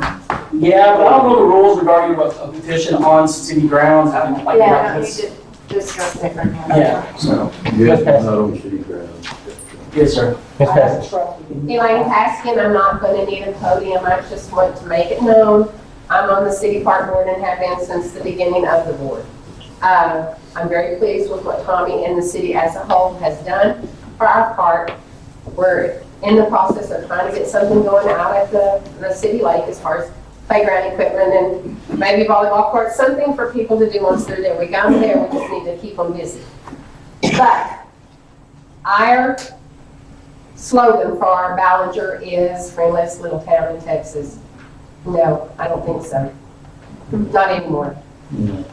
Y'all have split my hometown. And I think it is the responsibility of the churches, the school, the chamber, and the city, and all citizens to work together to promote Ballinger. And I don't think that's happening anymore. And I agree that it is a witch hunt. Halloween's coming. Let's get it done. If there's anyone in this room that wants to be city manager or mayor or sit on the council, run. I think they can do Easy a better enough. job. But you're not going to find anyone that is happy with one person. No. Be a daycare, a hairdresser, a doctor. That one person is not going to please everyone. Right. And I think we all just need to step back and promote Ballinger again, and not drag it down.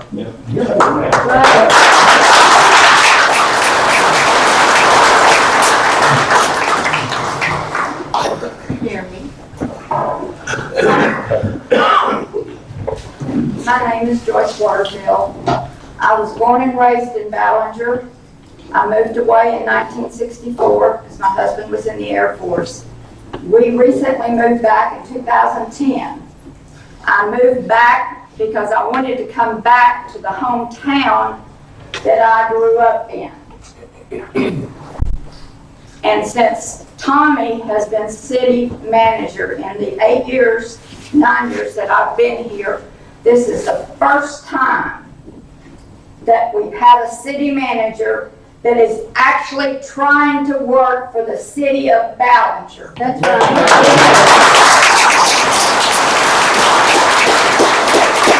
I belong to the Rotary Club, and the Rotary Club worked with the city manager to redo the Boy Scout and the Girl Scout hut. And if you haven't seen it, drive by there and see it.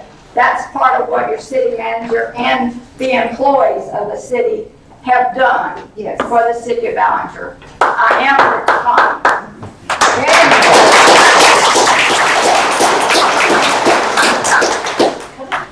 Thank you, Ms. Parker. My name is Mary Anderson. I don't need to go to the podium. I agree with my board member, Elaine Paskey. I'm also a member of the park board. I'm here to support Tommy. And in the time before Tommy, I'm not talking about the first Tommy knew, he was very supportive. Our next manager, Brian, he would promise us we're going to do this. We're never ever saw him again. Tommy has been at the majority of our meetings. He's been at every event, helping, getting the city employees to help, and we appreciate that. I'll also say I've known Tommy as well as Jason since they were young boys, and are neither one of them perfect? No.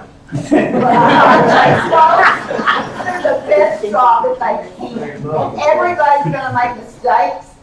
And considering the mess that Tommy came into, I think he needs a break. That's right.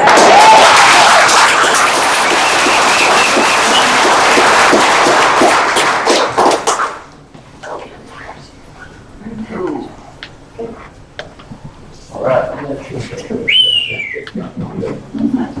My name is Brett Auburn Jr. So my dad is Brett Senior. Know the guy. He's been here. He's been here a lot longer than I have. I just moved back. You hear me now? Good. No, I'm Brett Auburn Jr. My dad's senior. He's lived here pretty much all his life, and I actually got to get away when I got out of high school. When I came back to raise a family, it was actually a winter. When I left here, I took that with me. That instillment, that pride that we all feel when we leave Ballinger. That work ethic, that leadership, that role that we can play out there with them, whoever them are, to you, to me. That being said, I've talked with Tommy, I've talked with a lot of faces, I've worked with a few people within the city. I didn't plan on working for the city. I didn't. I came back home like I said, to start a family. Well, I need a job pretty quick. Jim Fryer, I don't know if y'all know the man, he gave me a chance. Yes.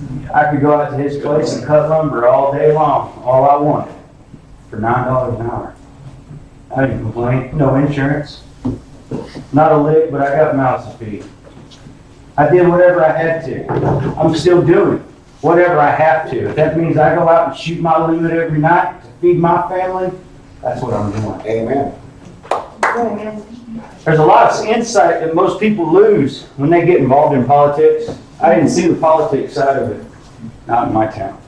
I couldn't see it when I was younger, but I can see it now. I didn't realize the impact that it held on community and the togetherness of a community being one. That's the whole city is going to work that way, folks. If we don't all work together and help each other and make Ballinger great again, it's not going to happen. All I can take and give you from this, and I got to go home and feed some mouths.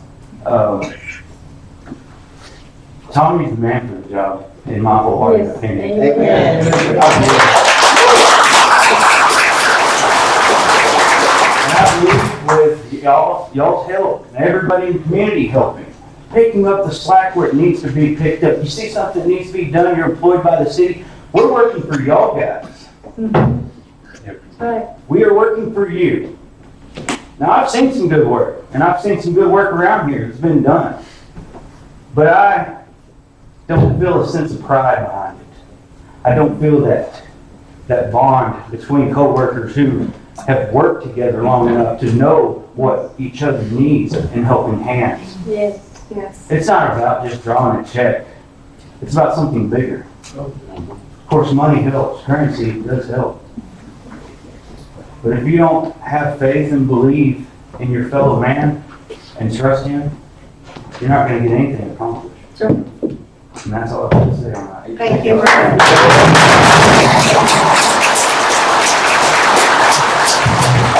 Hey, where do you work?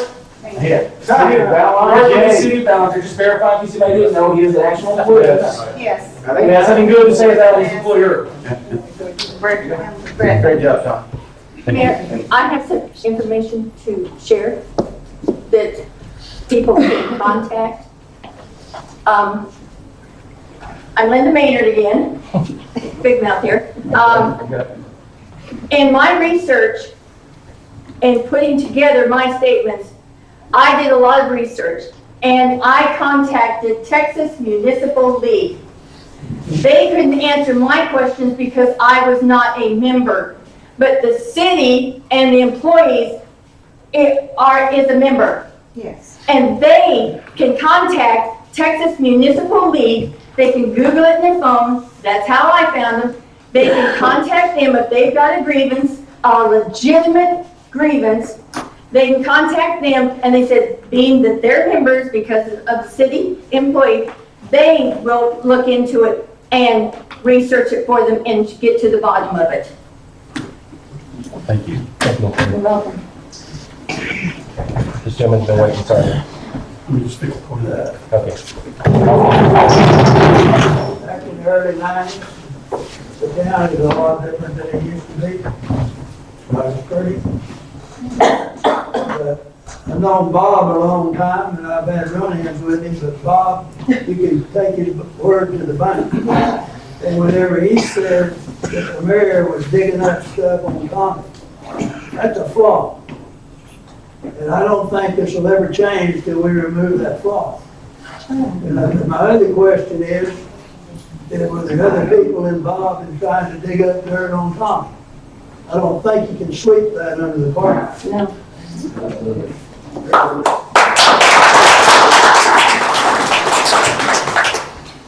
Thank you, sir. Mr. Pratt? I'm Clyde Fester, former employee of City Council. This is a visit to the council.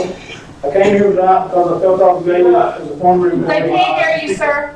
They can't hear you back I'm a little there. further in there too. Yeah, there you go. Oh, yeah. Can you start over, Clyde, please? I'm Clyde Festa, a former employee of the City of Ballinger. I came here tonight because I felt that I needed to say something, that the council has set a new precedence allowing one man to solely do his job with absolutely no limitations.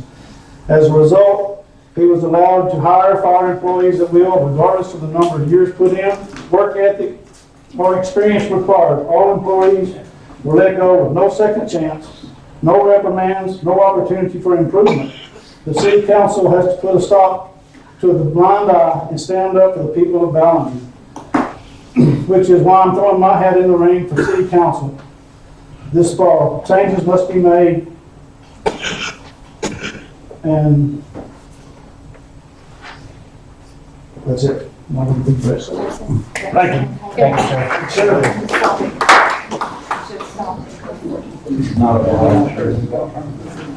That was campaigning that should have been stopped. Somebody can speak one time. Good. I'm Kathy House. I'm a move-in. I'm not from here originally, but I've spent 12 years with Girl Scouts. I'm sorry I'm not with groups.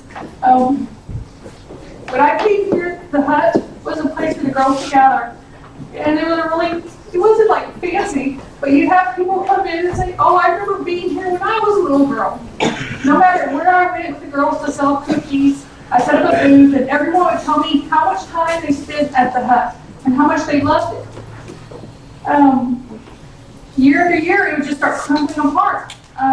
We would have rodents in there, and it got so bad, we finally could not have meetings in there anymore. We were having meetings at anyone's houses or churches or the OVHS hall, just to get the girls together and keep it going. It wasn't until Tommy came around that we finally had someone willing to do something in the club. You know, they came up with the money to do stuff too, and they were going to come and help. We did not have enough adults coming to volunteer on our side. Things didn't get rolling and stuff, and I was really afraid that we were going to lose the building. We spent like 5-6 years, I was talking to different people about what can we do for the building, how can we get it fixed up. And everyone who told me, they said, well, we're scared to tell the city how bad it is because we're scared they'll just bulldoze it down, and we don't want to bulldoze down. So Tommy came around, and Tim, and them two got together, and they got the ball rolling. I'm not good at that kind of stuff. I'm good with the kids. Give me the kids all the time, but do not put me out with adults. And without him, we wouldn't have it. We had our first meeting in there in about 10 years, this last Thursday. But the girls walked in and they were so amazed. I mean, it's not like chandeliers and stuff like that, but we had working air conditioning. We had a working toilet. We had a hot water heater to wash the dishes.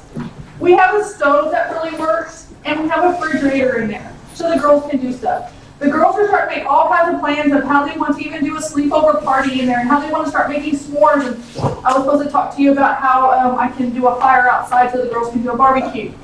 I haven't done that yet. I'll get around to it. But the girls are getting excited and pumped. So I just wanted to say that without him, it wouldn't have gotten done. Yeah. And I have asked people in the past, and I've gone to people, but I do not do this political stuff. I do not talk to adults. I don't like it. So.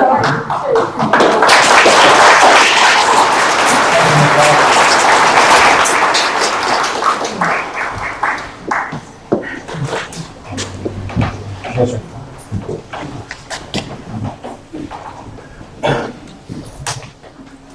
I originally was not going to come up here and talk. I was here mainly to listen to see how things were going. But I feel how things have been one-sided. I think it's important to hear all sides, as I've been doing. I agree with a lot of people. I think that there needs to be accountability. People that are on the council need to be held responsible for things they're doing. But I also believe that just because someone is likable does not mean that they're exempt from this as well. I think that if it is a witch hunt, then we should investigate it, and if things are false, okay, they're false. However, if things are true, then that means that someone's been accused of a crime. Talking about Tommy, do I think that he's a bad person? Is he unlikable? I don't know. I don't know him personally. Can he be likable? Sure. Obviously, there's a lot of people here that like him. A lot of people here that support him. Okay, but just because you're likable does not mean that you cannot commit a crime. Does not mean that you're above the law. And like someone stated earlier, this is not a court trial, which means that even if he's accused of a crime, okay, anything said here, okay, he's not going to be arrested. He's not going to be thrown in jail. However, because we keep referring to the city of Ballinger as a business, the council has the right, like any business does, that if they have an employee that's accused of a crime, that they can terminate that employment without them being arrested, without them being convicted.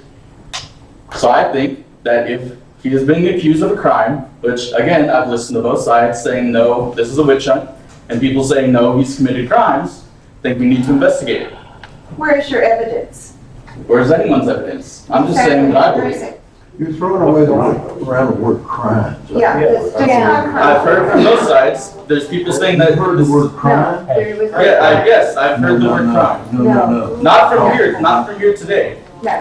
But I've listened to people that are in support of Tommy and people that have been against Tommy. Can I ask, who are you? Brandon Vasquez. I've been living here for 16 years. I think we're supposed to be the jury. We're supposed to know. I agree. He has the right to say what he wants to. You don't like what he said, and then all of a sudden it turns. Exactly. I've listened to everything that everyone else has said, whether I agree or disagree. I've not said a single word. But I think that if someone is accused of a crime, it needs to be investigated. I've heard people say this is just a witch hunt. Well, typically you don't use the word witch hunt unless someone is accused of a crime. Where do you keep getting this crowd? It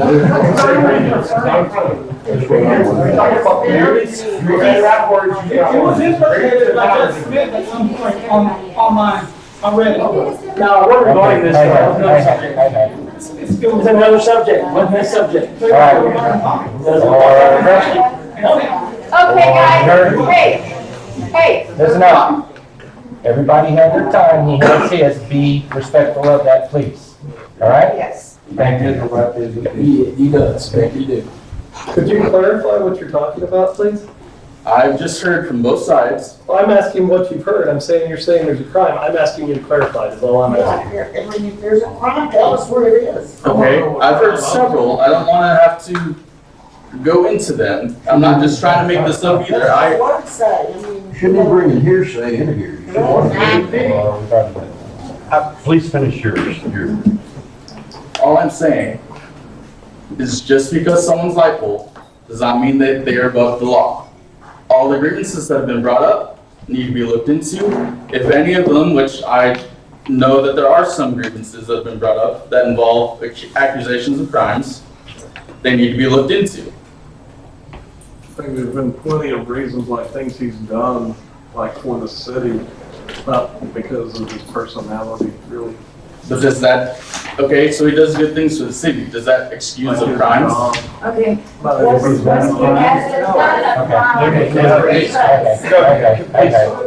Please continue. All I'd like to say is that I trust in the council and I believe in the rights that if there has been a crime committed or you believe that there's wrongdoing committed on someone's part, regardless of if they're liable or not, you need to support the employees, support the ones that brought these grievances, and you need to do something. Whether that is to decide to keep Tommy or to get rid of him, I believe the council has that right to decide that. There ain't no difference between crime and grievance. So that means you're talking about crime. Thank you, sir. You better see me before you have to be home. I'm not gonna cut you off there. You were talking with somebody else, so I was one reason I asked. You're with me, you know, that's why I'm interested. Yeah. Sam, You leave, you know. you need to calm it down. Joe, I'm okay. get up here. Joe. I came here in 1984, and I worked for the city. Started 22 years, you know, and nobody's gonna tell me, you know, what's going on in this city. There's a whole bunch of crooked people, you know, and we need to, you know, get rid of them. We don't need them here. You know, people is sick and tired, you know, some of them just driving around, you know, on the city vehicles, not doing a doggone thing. There's plenty of blind streets that they can trim the trees, you know, go through the alleys, do whatever. They don't do it. The brush truck, we pay for it.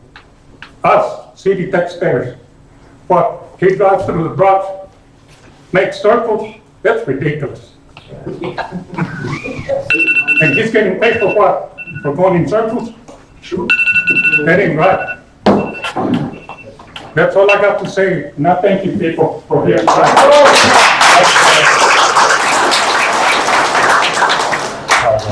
was not your cut. Call out one over here. Yes, sir.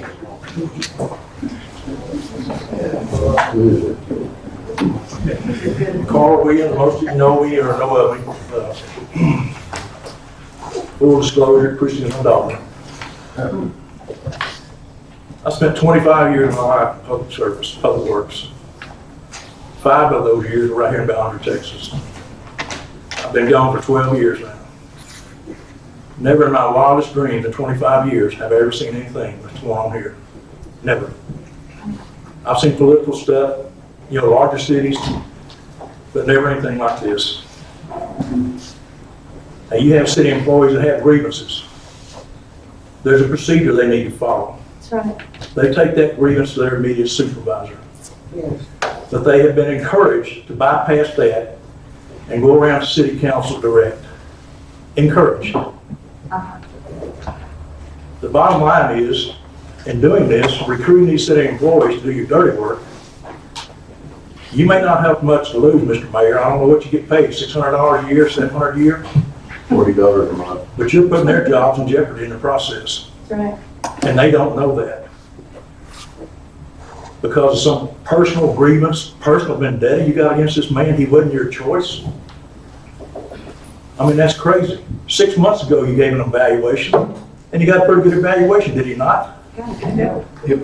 And now all of a sudden, 6 months later, we've saved all these things up in our back pocket and spring them out. He's sorry, he can't do his job. He's rough around the edges.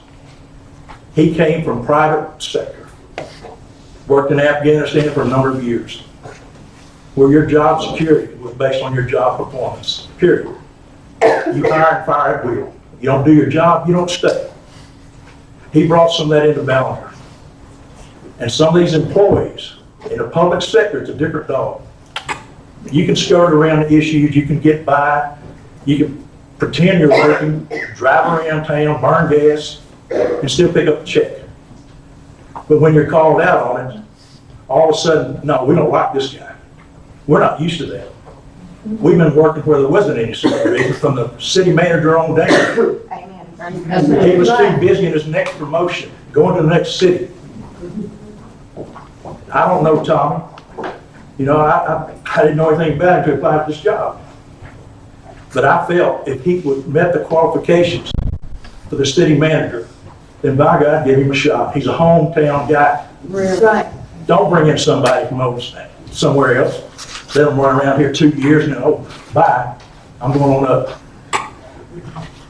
And make us go broke. And with the city. Yeah, that's what they're doing for. But anyhow, from what I've seen of Tommy, I've talked to him twice, maybe in the last year. Is he rough around the edges? You bet. Has to be. Can he use better demeanor and decorum? You bet. We all can. But the situation he started out from, he started out in the negative. He had people out to get him from day one That's right. because he was not their choice. That's right. He was not the appointed one by the previous city manager. There you go. He brought his guy in, and that was the one that's supposed to have been his replacement. Yeah. Thank you. Amen. So, this is ridiculous. And frankly, embarrassing for everybody here. Amen. To think that our city council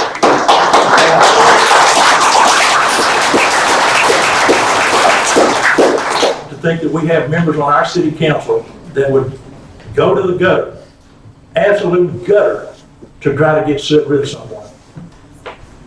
And if you can't change your actions, if you can't start trying to get along with this man, then you need to leave. That's right. That's All right. right? Nobody's begging you to stay. That's right. And frankly, my personal opinion, in November, maybe that will happen. Because enough is enough. Yep. Y'all need to kind of do we've got a lot of issues facing Ballinger. A lot of issues. Financial. Thank God our water situation is kind of taken care of right now. But there's no room for this kind of underhanded stuff. No. I mean, it just don't make sense. If you're that upset and that hateful that you hate a man like that, it reminds me of the national level.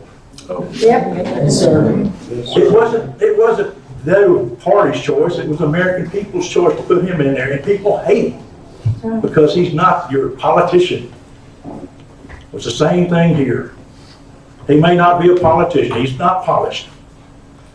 But I think he works from his heart and he does what he thinks is best for the city. That's right. Can he improve? Certainly. But give him an opportunity. Don't just try to axe him because you hate him so much that you want him gone. That's right. Thank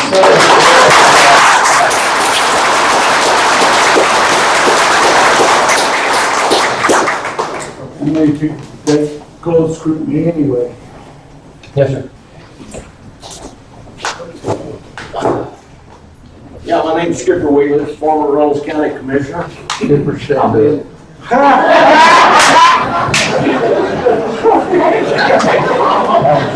Oh, great.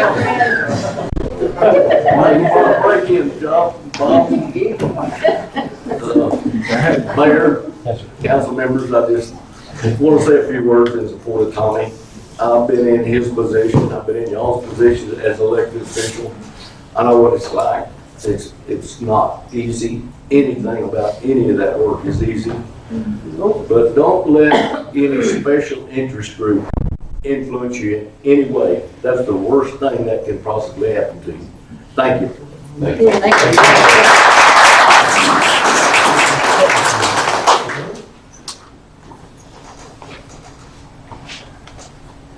Mr. Sonberg. Peanut gallery? I'm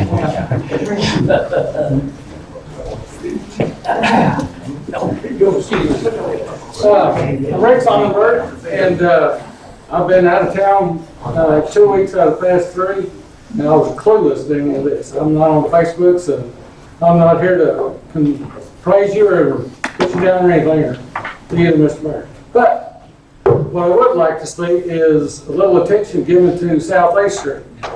We have a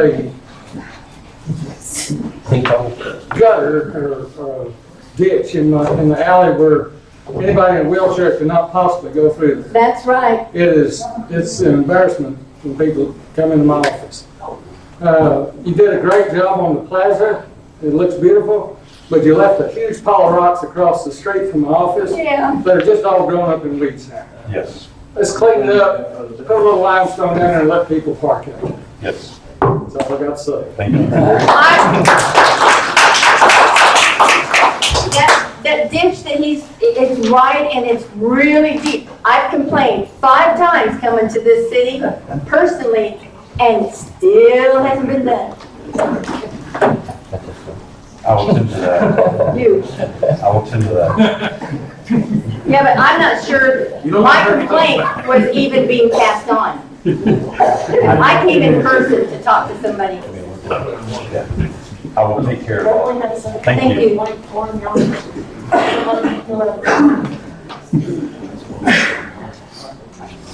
Would you call that the peanut gallery? Okay. Anybody in the back? Anybody back there, anything? Anybody back over here? Clarify what the accusations are that are being made. We want to know if we can clarify any of the grievances and accusations. Can she come up here and ask?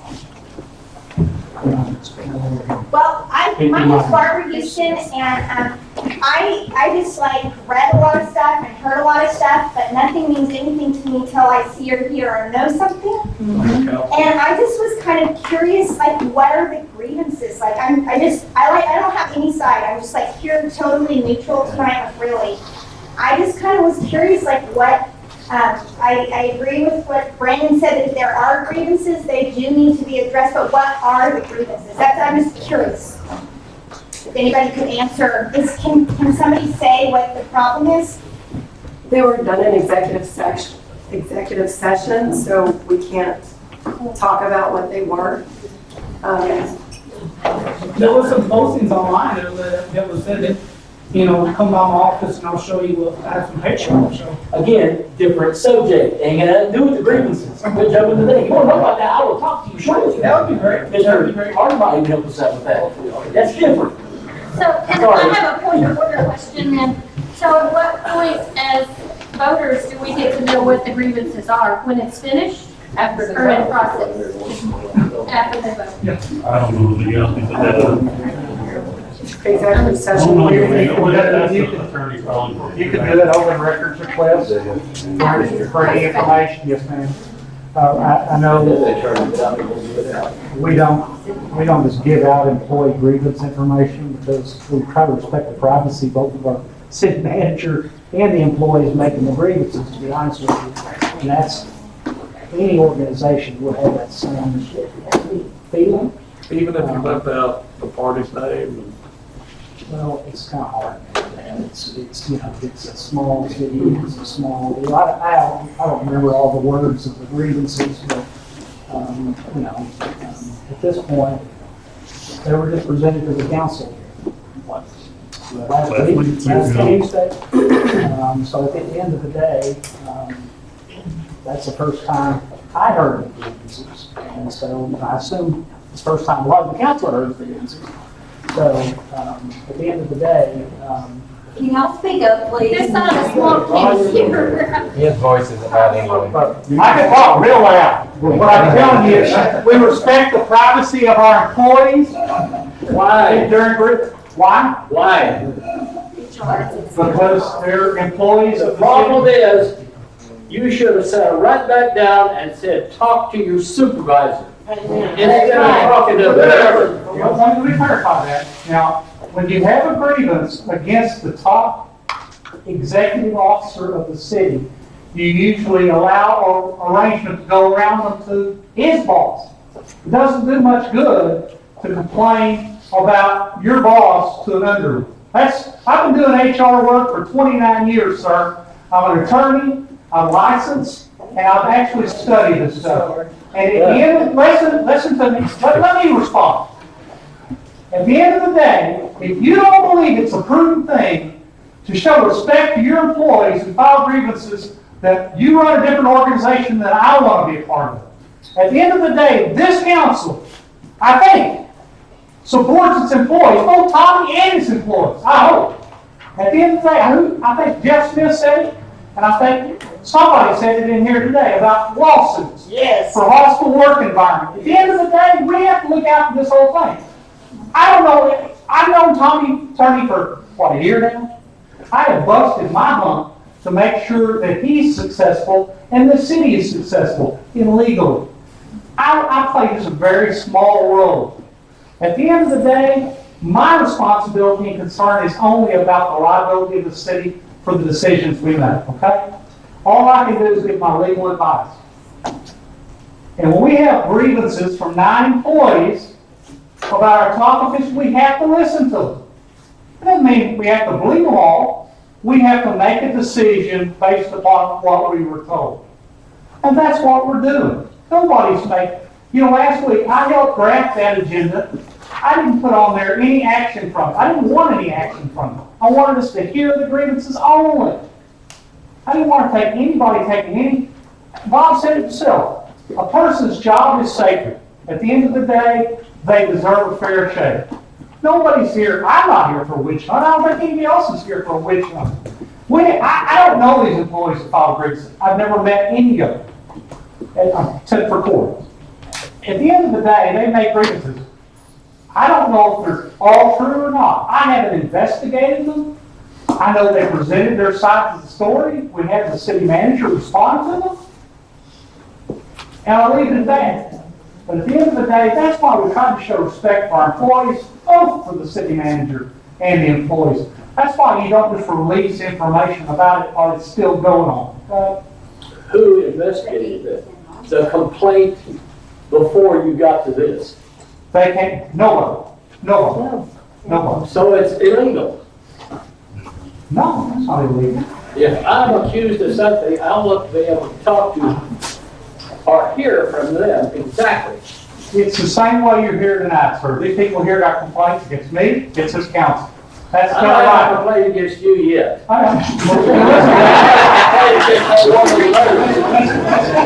I'm trying to do the best I can, and so are all these other councils. But it's not illegal to make a complaint, otherwise everybody here would be illegal. And it's not true. Everybody has a right And these are all citizens of Ballinger.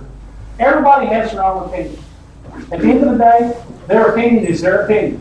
It's based upon what they know, the facts they know, and their perspective. How long were the complaints held on to before they were published to the council? They never will be. How long were they held on to before the Tommy and the council had to see? They never will be. Were these complaints submitted as they happened? I don't know. Or were they just stacked? They were collected, were they not? Over the weekend. 9 months? No, over the weekend. So there's documentation all the You way. held them for 9 months? No. Yeah. No. In other words, they'll never be published. I have a They question. do it all the same day. But also the way that works, my time. Also, the way the complaint works, if this bottom one doesn't want to hear it, That's another lawsuit. you keep going up the ladder. That's right. You don't go to that bunch. They're actually responsible for the. They are. But the legal way for complaints, But then if you drop. is what. chain of command. That's right. But when you're complaining about the boss, and you're underneath them, what the law Or says is is. it's the next man under it, under the boss? Was it a supervisor then? I don't know. their- You should know that. I don't have to know the chart. Yes, you do. No, I do not. Because I'm telling you, when you're making. How are you gonna vote then? I'm not voting. He can't vote. He's the city attorney. May I sit in on the closed part tonight, gentlemen? I don't know. if I there's- want to sit in on the closed part, that is just listen. Well, it should be where the accused, after the council and the mayor hears the grievances, That's right. then, like Tommy, he should have been allowed to be in there to listen to the grievances too. That's right. I provided a copy of the grievances, my son was able to respond to them, and listen to his response. Tommy, when did you find a copy of it? When did you get a copy of the grievances? When I left the room. That day? Yeah. Okay.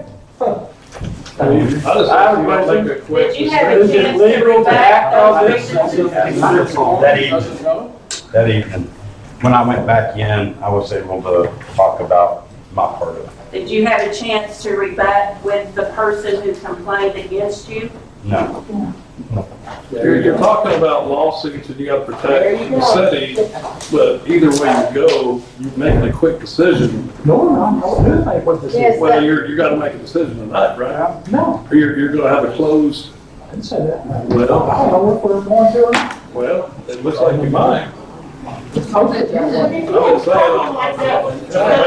you're saying that you just learned about, that he just learned about. I have a question. Hold on. Hold your time, please. Yes, sir. Since it hasn't been investigated, is it even legal for y'all to vote on this tonight? Since there's been no investigation on these charges? Right.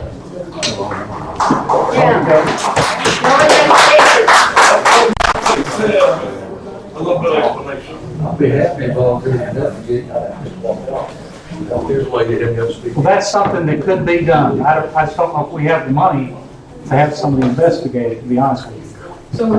They can contact Texas Municipal League.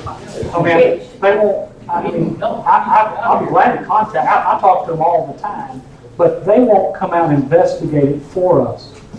You know, that's not how they work. But they will come down, because that's what they told me. All if an employee has a grievance, they can go to them and present their grievance, and then they will investigate and check into it if it is a legitimate. I'll call them then, that's for sure. Do you That's know? what they told me. Because it said that would be something that would be much, They said I couldn't talk to them because I was a citizen, I was not an employee. do you know who you talk to? I've got the information in the house. Would you let me know the name so that way I can call the person?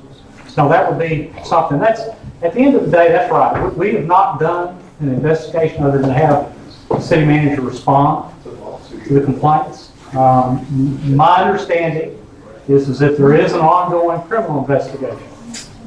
Now, I don't know the details of that.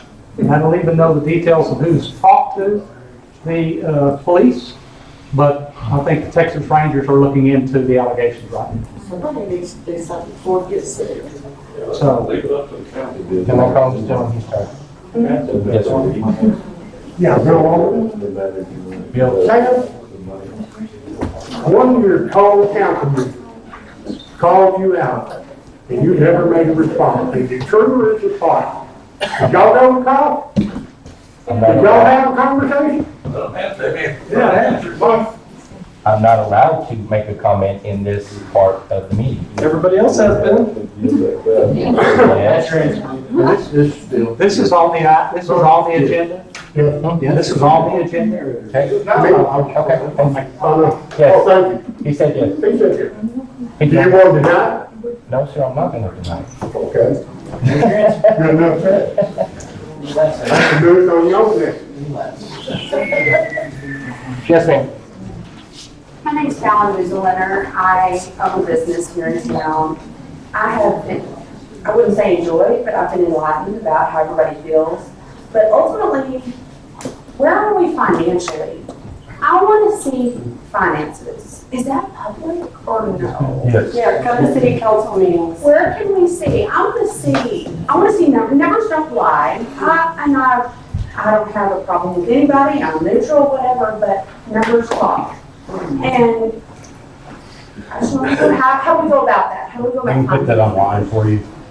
everything? Yes. Can we find everything? Yes. Okay. Well, you could press on meetings as well, we tend to have those. Okay. And we've got 2 more, Okay. like one is the next one. And that's a public hearing, like for everyone to come and give it. 12. We have one on the 12th, the 16th, and then the 20th. 12th, 16th, and 20th at 5:30 here. So And that's for public to come and, Is that just this year's, or can we see?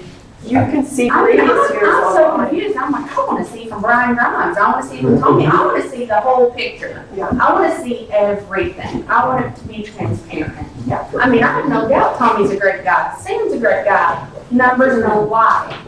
We need to see numbers. But I want to see over a 10-year span. I want to see, it worries me that our town, I don't want us to go bankrupt. I don't want the state to come in and run us. I have a business. My husband is fifth generation here. But we need to see numbers. I want to see numbers. They're online right now from the previous years, if you want to pull them. All previous years.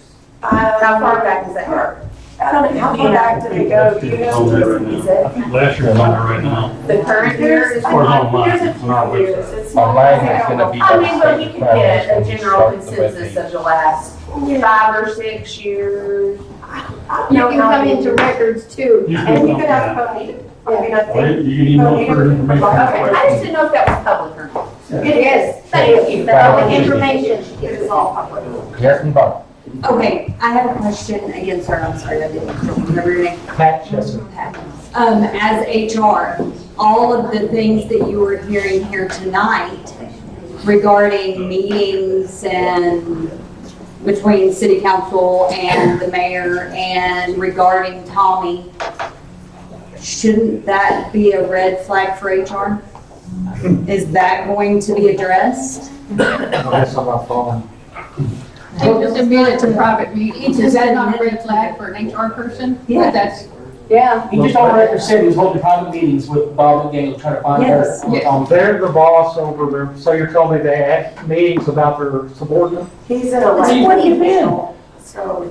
So he can get away with talking to a city council member about trying to get dirt on the city manager. I don't want to. I don't see how in the world that would That not would be be a type of a flag for Yeah. this gentleman here that is not an elected official. As far as getting dirt on, I don't know if that's true. He just.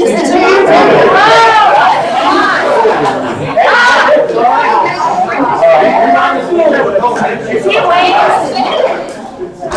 Sam, you just said you trying to get her on. No, sir. I'm using terminology of dirt. Can you speak up, please? Do what? He did. He did? He did. He used that? Okay. You asked me to find if Tommy had any problems with his previous employer. I You asked, could interpret that as digging up dirt. That's Okay. mine. the question was asked. I have the floor, it's my turn, thank you.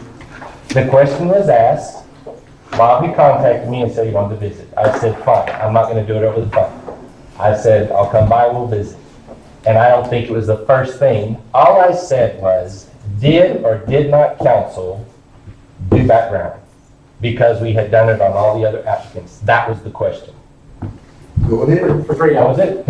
No, it wasn't it. That was it. You asked me to Oh, yes, I did. contact his previous employer. Yes, I did. I said, if you could contact them because we could. You know, I need to go to the dentist and get a tooth pulled. I can get information. It's a little bit after the fact, Sam. Thank you. He's been on the job for almost a year. Well, why would you do it for everybody else but not him? I mean, really? You- I mean, you so pull you asked the aside question his just about motivation? Tommy after y'all did it for every other person that applied? That was the question. Council had done a background check. I asked if that had happened with Tommy, and that's all I asked. Well, what did happen to Tommy after the procedure? What? Is there a reason why you wouldn't talk to them on the phone? Well, I had no idea how long it was gonna last. All I knew was I said I'd like to just, what? Sounds like it only They kind of called us a needy 3 hours. 5 seconds, but you were out there 3 hours. Bob and I have not had a good past. It was more of a, mend the fences type thing, That's correct. and that's all it was. We talked Okay. about landscaping. We talked about all kinds of stuff as far as what I do, so it was basically a mend the fences because we haven't spoken 8 years. So, but back to my, you hear these things coming up about Tommy and people wanting to get dirt on him. Wouldn't that be an HR trying to protect him as well? Absolutely. That's why we had the grievance come in and make their claim. And they made their claims. I mean, Judge Fiscal believes they're credible. I don't know if they all are or not. I haven't investigated. That's what I think we need to do is investigate them. At the end of the day, if they're true, then it's not digging up. I mean, that's, I guess, if you do something and is one of these bosses, they know he did something wrong and they're supposed to ignore it? No. Because, I mean, that's No. ultimately all we're And- trying and to do. I'm- Supposed to hold on to it for 6+ months though. You know? Who How has about you take care of the They problem? come to the mayor, Have them they get rid of it. I didn't have them, they contacted me and I said, contact the council. Share that with the They council. did not, they kept coming to you. They called me and I said, share it with the council. I can't tell them what to do or not to do. If they didn't share it, that's their call, not mine. Tell them to You keep coming to brought you, it they're to gonna keep executive coming to session you. for them and talked to us about our subordinate. I asked them to go to You you because should they're come to also us on the and council. disseminate the If they information. feel like you're the Okay. boss, which you kind of are, you know, if you tell them to keep coming to you, they're gonna keep coming to you. So, And tell them to keep coming, but, But okay. one of the grievance was asked that question specifically, and he said nobody put him up to what he did. oh, of course you're gonna say that. No, I believe the young man. I'm sure you do.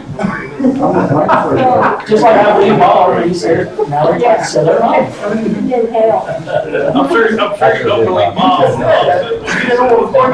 believe this other guy that works for the I city. mean, I don't listen to these folks. You don't know who they are. Just our mayor, they can joke about this. That's the You believe this guy that you don't You know? said you got many of them. You don't know these guys that work for the city, do you? Say again? You know these guys that work for the city, all 9 of them? No.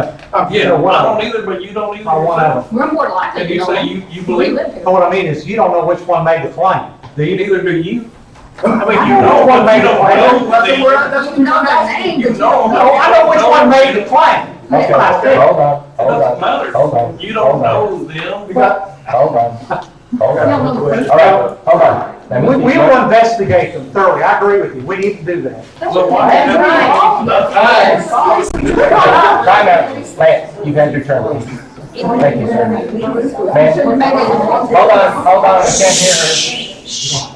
I have a question. You can ask anybody in this room how many times you see city employees driving down the street, not doing anything, the mail truck passing a pile of limbs that anybody can see. That's right. And going and getting another pile because it's on his little friggin' list.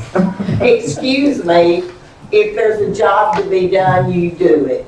That's right. And you don't have to call Tommy every time you say, can I stop here, or do I have to go up there first? That's what I said. It's a work order, and Tommy implemented this in his defense. It's a work order, and we picked up somebody's limbs, and it made them mad because they didn't want us to pick them up. They wanted it for firewood. So he implemented it, and if it wasn't Then they working, shouldn't not to pick them Yeah, up. they shouldn't put them out in the It's your street. fault. They shouldn't put them out in the street to be picked I up. put my limbs where I told the fiddle, so she won't pick them up, but I didn't call, oh, don't pick up my limbs. Cause I put them where y'all told me to, pick them up. We gotta call it. And you're the chief. Mr. Williams, Why would you put? hold on, Joe. Mr. Williams, By the dumpster. Mr. Williams, did you have your hand up? That's a good place to put adequate for the city attorney. Hold on, question. Is there anything against recording someone's conversation without their knowledge? Yeah. No. No. Would you consider that Okay, evidence? is there anything against, council members going to employees' homes after hours and meeting with them? No. And if it was organized by someone else, but they recommended they could not make the meeting, so they suggested someone else go, and then that meeting is recorded? I don't know who's recording what. I've heard there was some recordings. I don't know who did it. Again, recording somebody's conversation is not illegal. As an attorney, I'm not allowed to do it. I will tell you before I did it because it's against my ethical obligations. But as a citizen, the law is that when it's recorded and it's strange, but when you record it, that's the one-sided consent you need. That's all you have to have. It's a Okay. strange deal, but that's the way it is. Ethically, does that look good for city council to go to city employees' houses after hours to discuss things going on in the city? At the end of the day, if the city councilman doesn't listen to employees, they potentially could be sued. The city could. But, Not after hours. but not after hours. Well, and whenever they're available, I don't know. I mean, it's the end of the day. I mean, you're asking me to come to You're getting paid. Apparently, all these grievances were brought forward to a council member. And I don't like that. why would they have to be after hours at their homes? I don't think I can't deal with hypotheticals. I don't know the facts you're talking about. Well, if you're asking me We to would be really legal, like to hear from some of these people. We heard from one person, and all it was, well, I worked for the city for I don't know how many years, and I got let go. I didn't actually say what, he got let go of. Kinda got He got let go. That's why you got to make those. Well, I'm sure it was, but, it's not illegal for a councilman to meet with a city employee.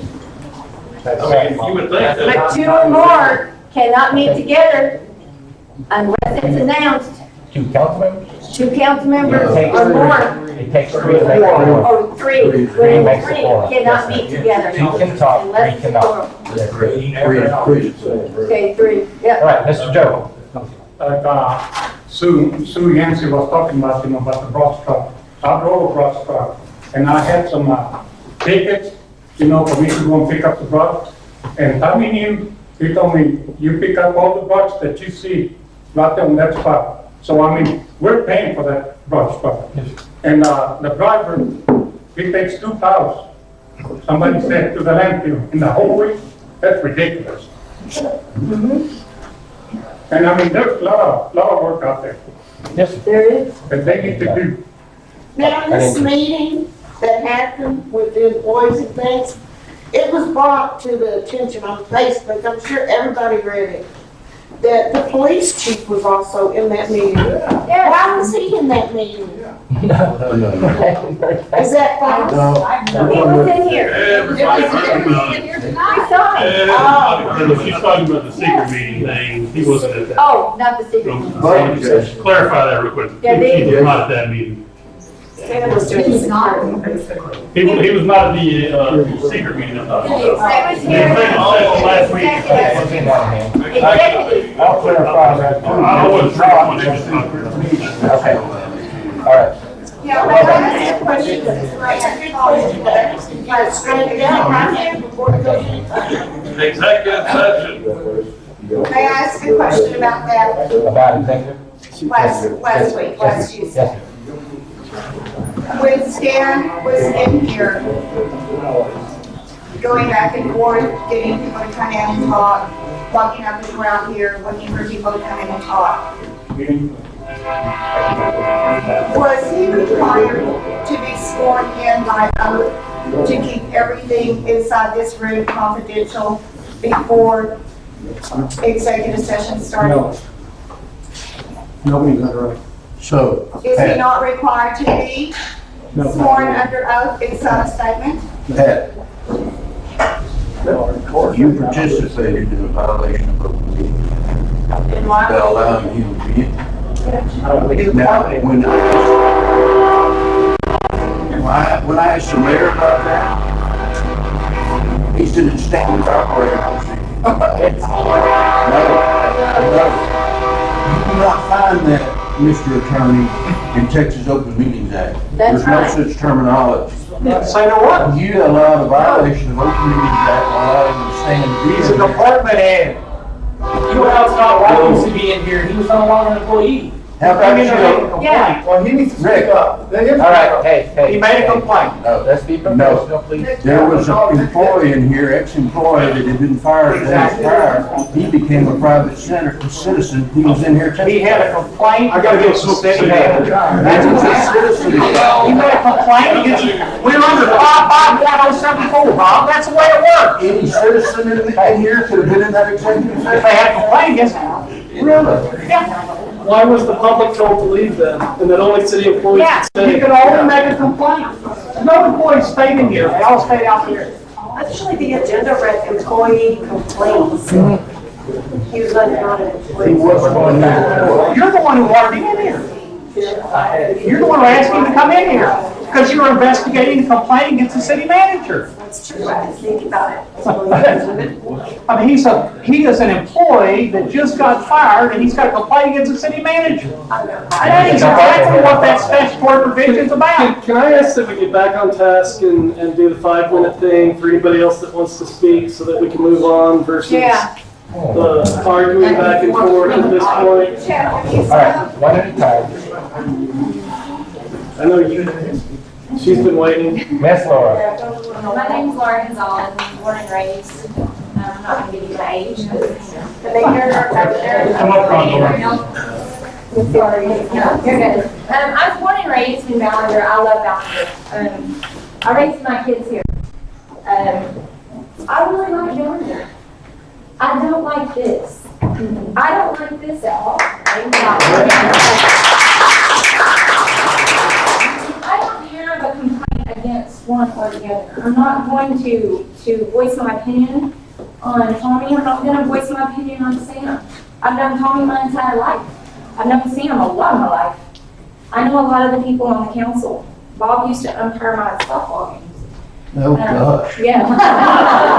Jason and I went to high school together. Mr. Morris, I don't know you very well, and I've met Christy recently. However, I want to put this plug out there because I'm a member of the chamber. And it should be very encouraging to me to see this many people who have talked all night about how much they love Ballinger. Because I don't see any of you out and about at our events helping.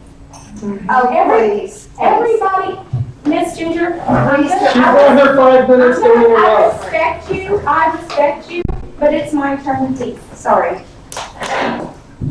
We need help, guys. All of you talk about how you love Ballinger so much and you want the right thing to be done. Well, guess what? It's going to hell in a handbasket if people don't step up. Now, I agree, and I'm sorry, council, that you're tasked with what you're tasked with. And both of these men are friends of mine. It wouldn't matter, Jason, if it was you. You're a friend of mine, but if you did something wrong, I would expect that you be held accountable. If Tommy did something wrong, I expect that he be held accountable. If Sam did something wrong, I would expect he be held accountable. That's all of us, guys. When's the division and the dividing and all this mess gonna stop? When are we gonna do something that's good for Ballinger, all of us together, united? When? All night I've sat back here and I thought, oh my gosh, I should be so encouraged. So encouraged. We have a chamber meeting tomorrow at 5:30. I would love to have volunteers at a lot of our events. That's what makes things good. That's what makes Ballinger good. That's what makes things great. It's not about, hey, this one person did something great. It should be all of us. Take some pride in your community. And you know what? If you don't agree with any of these people, that's your God-given right. We elect them. If you don't like it, don't vote for them. Amen.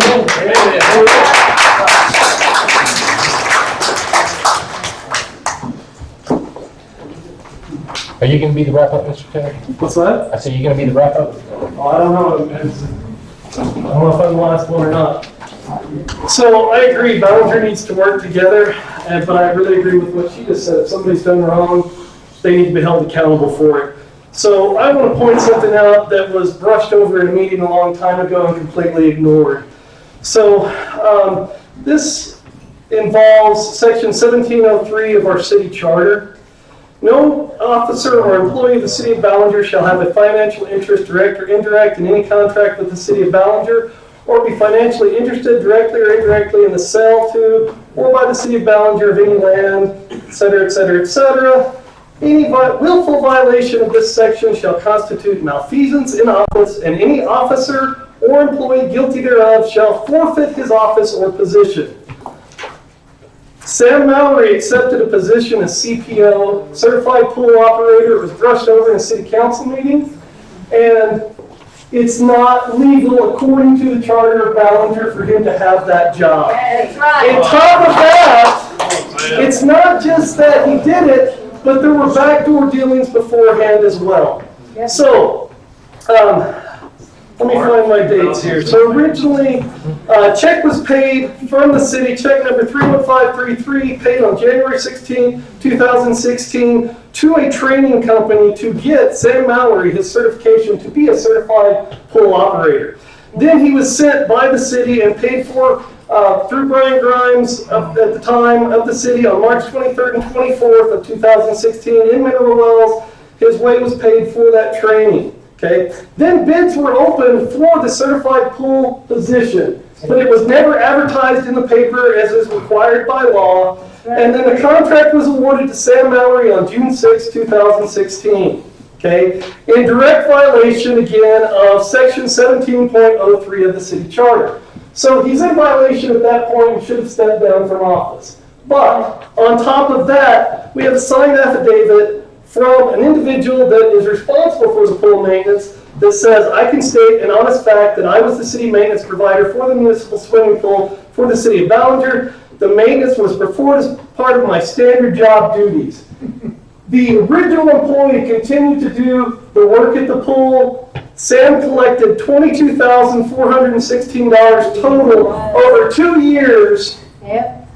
For not completing the work that he was contracted to on a contract that he could not legally accept in the first place. So what I'm asking for right now is Sam Mallory to step down as mayor, because you are guilty of malfeasance in office, and any officer or employee guilty thereof shall forfeit his office or position.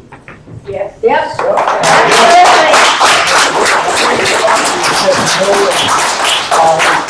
I didn't ask you anything, Pat, so don't reply. Just don't even talk, Pat. Wow. Yeah. Told the attorney to be Gee, what did I say about the tree coming out? Yeah. It's not unless it's And it wasn't a gray area. Bob brought it up at least 3 or 4 meetings. All right, who else? Yes, sir. My name is Dustin Alexander. I'm related to 2 people that beautified this city. Dean Smith and the city manager. I work in Midland and I should be there right now. I drive in every 10 days and I come into town and it's beautiful. Since Tommy's taken over.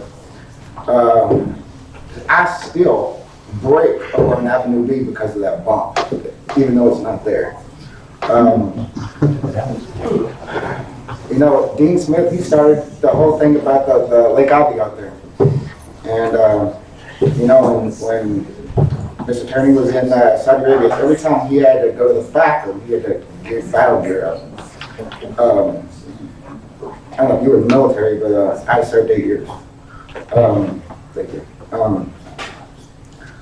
You know, when the tornado hit. Oh, I also survived the active shooter in Midland also. When the tornado happened, I see him on TV, not you. Him and his family was all out there cleaning up. I didn't know what you looked like until yesterday. So it's just sad. So, yeah, other than that,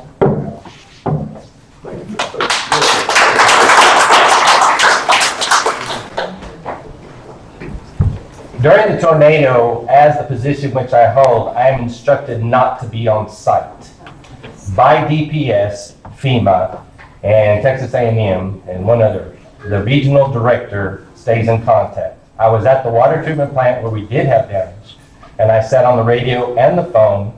I responded to the chief and the others that contacted me, and I called for help in all areas requested. That's what I'm supposed to do in those cases. I'm not supposed to be on site. They don't want you at the center point.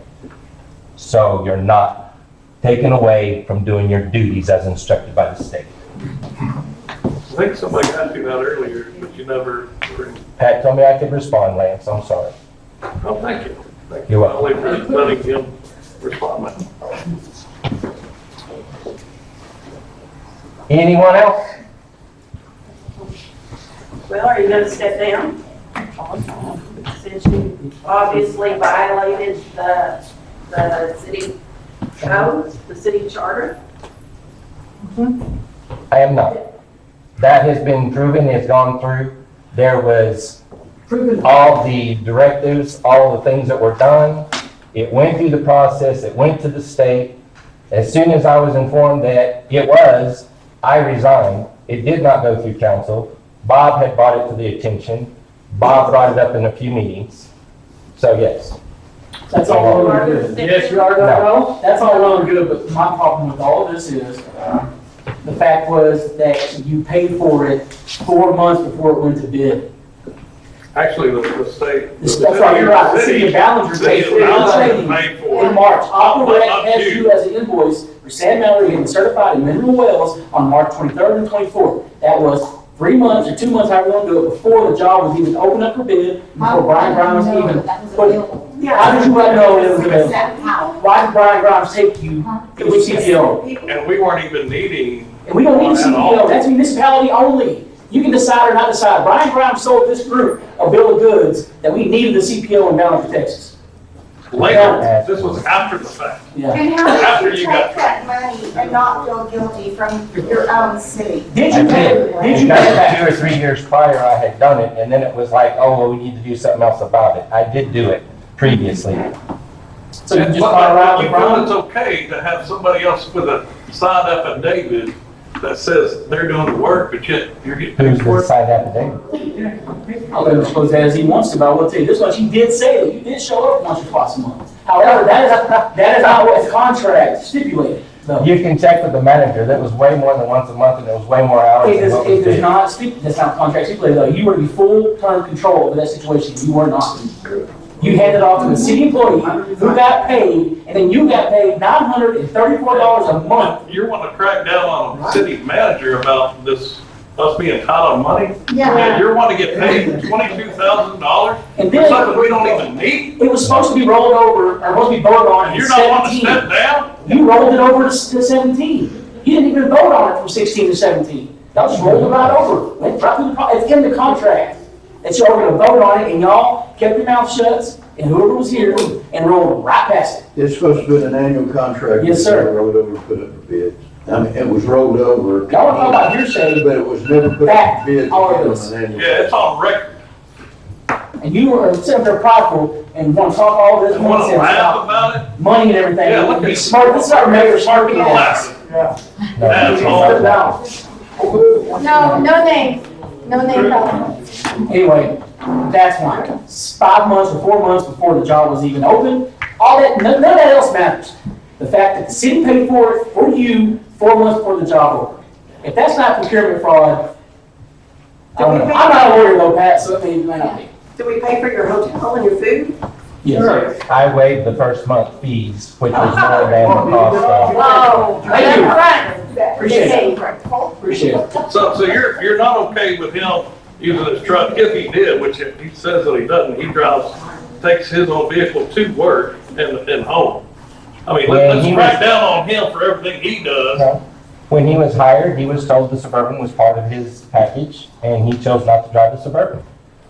That was part of the package, that was part of the I think deal. Lex is just trying to prove the point. I'm just You're trying to okay prove with the point that you wanna crack down on me, but yet you wanna do some stuff that's not so right. Yeah. Oh, you did. It's kinda shady. it. Do nothing, did. Did and continue on doing it, apparently. And you feel like you wanna continue to do it properly. I mean, are you wanna still do this? Let's see, so you admitted to, So you don't wanna Okay, step one at a down. time. 'cause Next we're going summer, okay. you don't wanna step down, so next summer, you wanna keep this job that you have no problem doing. no, he felt pressure and gave it up in 18. Oh, Yeah, he quit doing it in 18. oh. Because Bob and Gabe 17 or did it. 18. Thank you, Mark. 17 or 18. Oh, Pat Chester, did you not inform him that perhaps he shouldn't do this in 18 at some point? No, oh, yo, you talking about? Yes, sir. Yeah. He did. Oh, so you told him it was wrong, and so he quit doing it. When he knew beforehand that it was wrong. I did not know before. What I found, I looked at the video, and I agree with you, I was trying to find out what happened. And this was done in open session. City attorney, not me, I didn't start until 2018. Yes, sir. This was in 2015 was, I think, when it first started, I don't even know. But at the end of the day, city, Philip Arp was in right here, and he said, I want to make sure Sam got himself out there, and he filed an affidavit conflict of interest.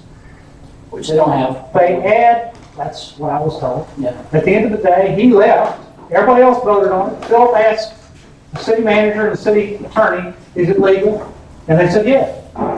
And that's what they did. Okay, that's all well and good. Now let's go back to January and March when he didn't think the bids weren't even open yet. And yet, he was paid for by the city to get this license. I don't Do you know. not see the correlation between Brian Brown creating a scheme to get his buddy paid? That's Does right. nobody see that? Yeah, that's right. Because that's what happened. That's right. That is the procurement fraud I am speaking of. That is the crime that we kept trying to talk about. Well, as far as I know, it was all done in open session. No, sir, not that, because we have checks and receipts and invoices and proof otherwise. Right. When Which I I, put in the Information Act, I just haven't got it. I'm so sorry. when I was talking to the TML and I was explaining some of the situation that, that I had knowledge of and everything, and she says, well, some of that, the FBI should be contacted. Gee, have they? No. Because some of this that has been done should be contacted, taken care of by the FBI, according to the Texas Municipal League. Because it's fraud. Tell us more. That's what I'm almost talking about. It's a cover-up, it's fraud. Circumstances, everyone knows what you've done. And I think in your clear conscience, and I'm not trying to judge, but I think for the betterment of the city, And the it would morale. be in your best interest to step down. And the morale of the city. Yes. How many votes are required to remove Sam Allen during the recall election? That, do you know? It would be a percentage. About 110, is I think what it is. 25% of the total votes in the mayoral election, not the total election, but the mayor election, right? So they're about 25% of that, about 110 votes. We need about 15 more signatures. So I don't think this is gonna happen one way or the other.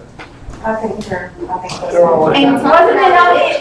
Boy, y'all turn the tables real quick. He stole money. It's a He stole money. It's He not took like it's a witch hunt. money from the citizens. No, this is the truth. You talk, this is I'm not the truth. saying if it's true or not, I have no idea, I don't know. This is what I'm What trying I'm to do. saying is everybody came in earlier and was talking about, this is a witch hunt, this is a witch hunt.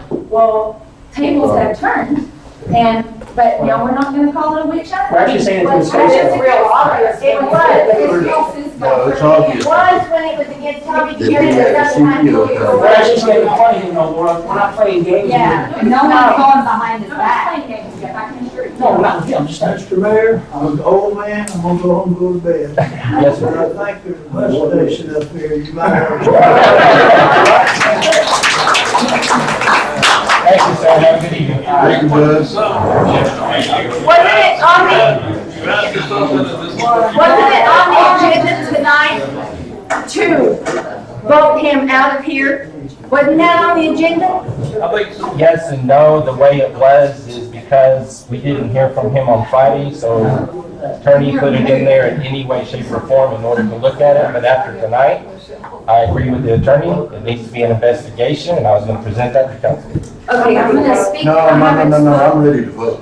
I don't want an invest, I'm ready to vote. That's right. Either to keep or to fire Tommy tonight. I'm ready. Can I have a- Yeah. Yes, ma'am, you may. I don't want to. I don't want it taken. We have heard since Tommy applied that you didn't want it. And that you didn't want it.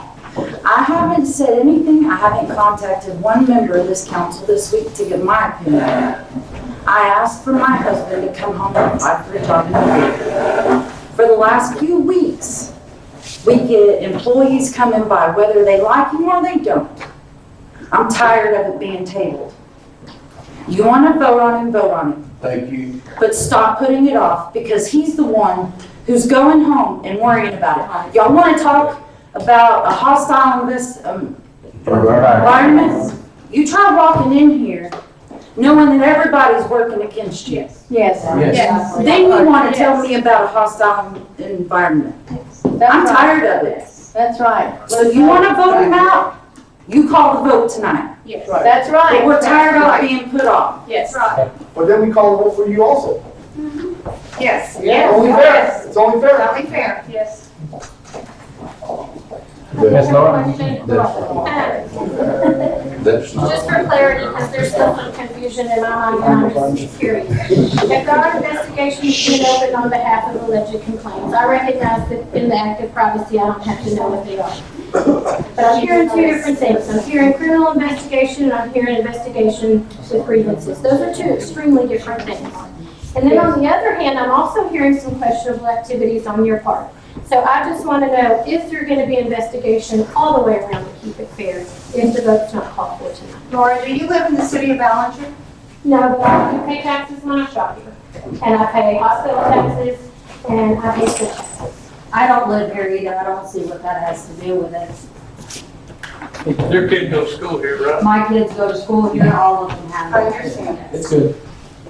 So I'm just curious, I mean, and if you don't have an answer, that's fine, it's just something. I know I'm probably not the only person in a room questioning. Laura, we're not sure what the criminal charges are that they're being referenced either. Well, no, I know, just grievances. I've heard it since I got here, so I was just curious. Just grievances is all that we were wondering. They said the Rangers were, you There's said the possible Rangers, investigations, right? investigations too. The Rangers Possible. are involved in it, that's normally a criminal, correct? I cannot even So- believe Rangers. So they skip past local PD to do this? They do. The Rangers. He just says that the Rangers are involved, which is criminal. Nobody killed anybody yet.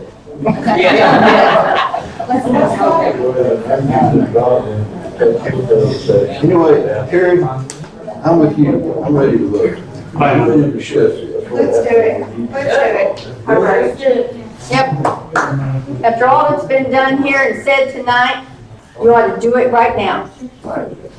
We're tired of putting it off and listening to it. That's right.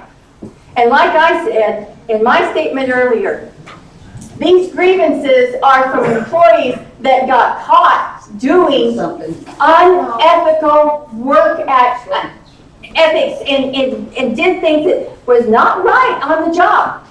So that's not criminal. Things like that is work ethics and lies and coming up with stories. Can I ask you a question? How do you know that? I do. I have my sources. Okay. Well, like I said, I don't know that. I mean, I've done research, sir, and I've done a lot of work because I wanted to come up with correct information. Everybody knows everybody, and we know who works here. Okay,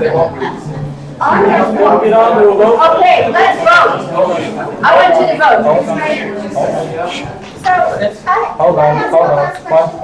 So if tonight y'all could make like a vote, okay, and y'all come with a vote, could everyone here be in agreement that they can be okay with the decisions that they make and that we can be unified as a community and let like forgiveness Yes. And Yes. be at the Yes, meeting ma'am. again instead of divided like we are? Yes, I ma'am. don't matter what.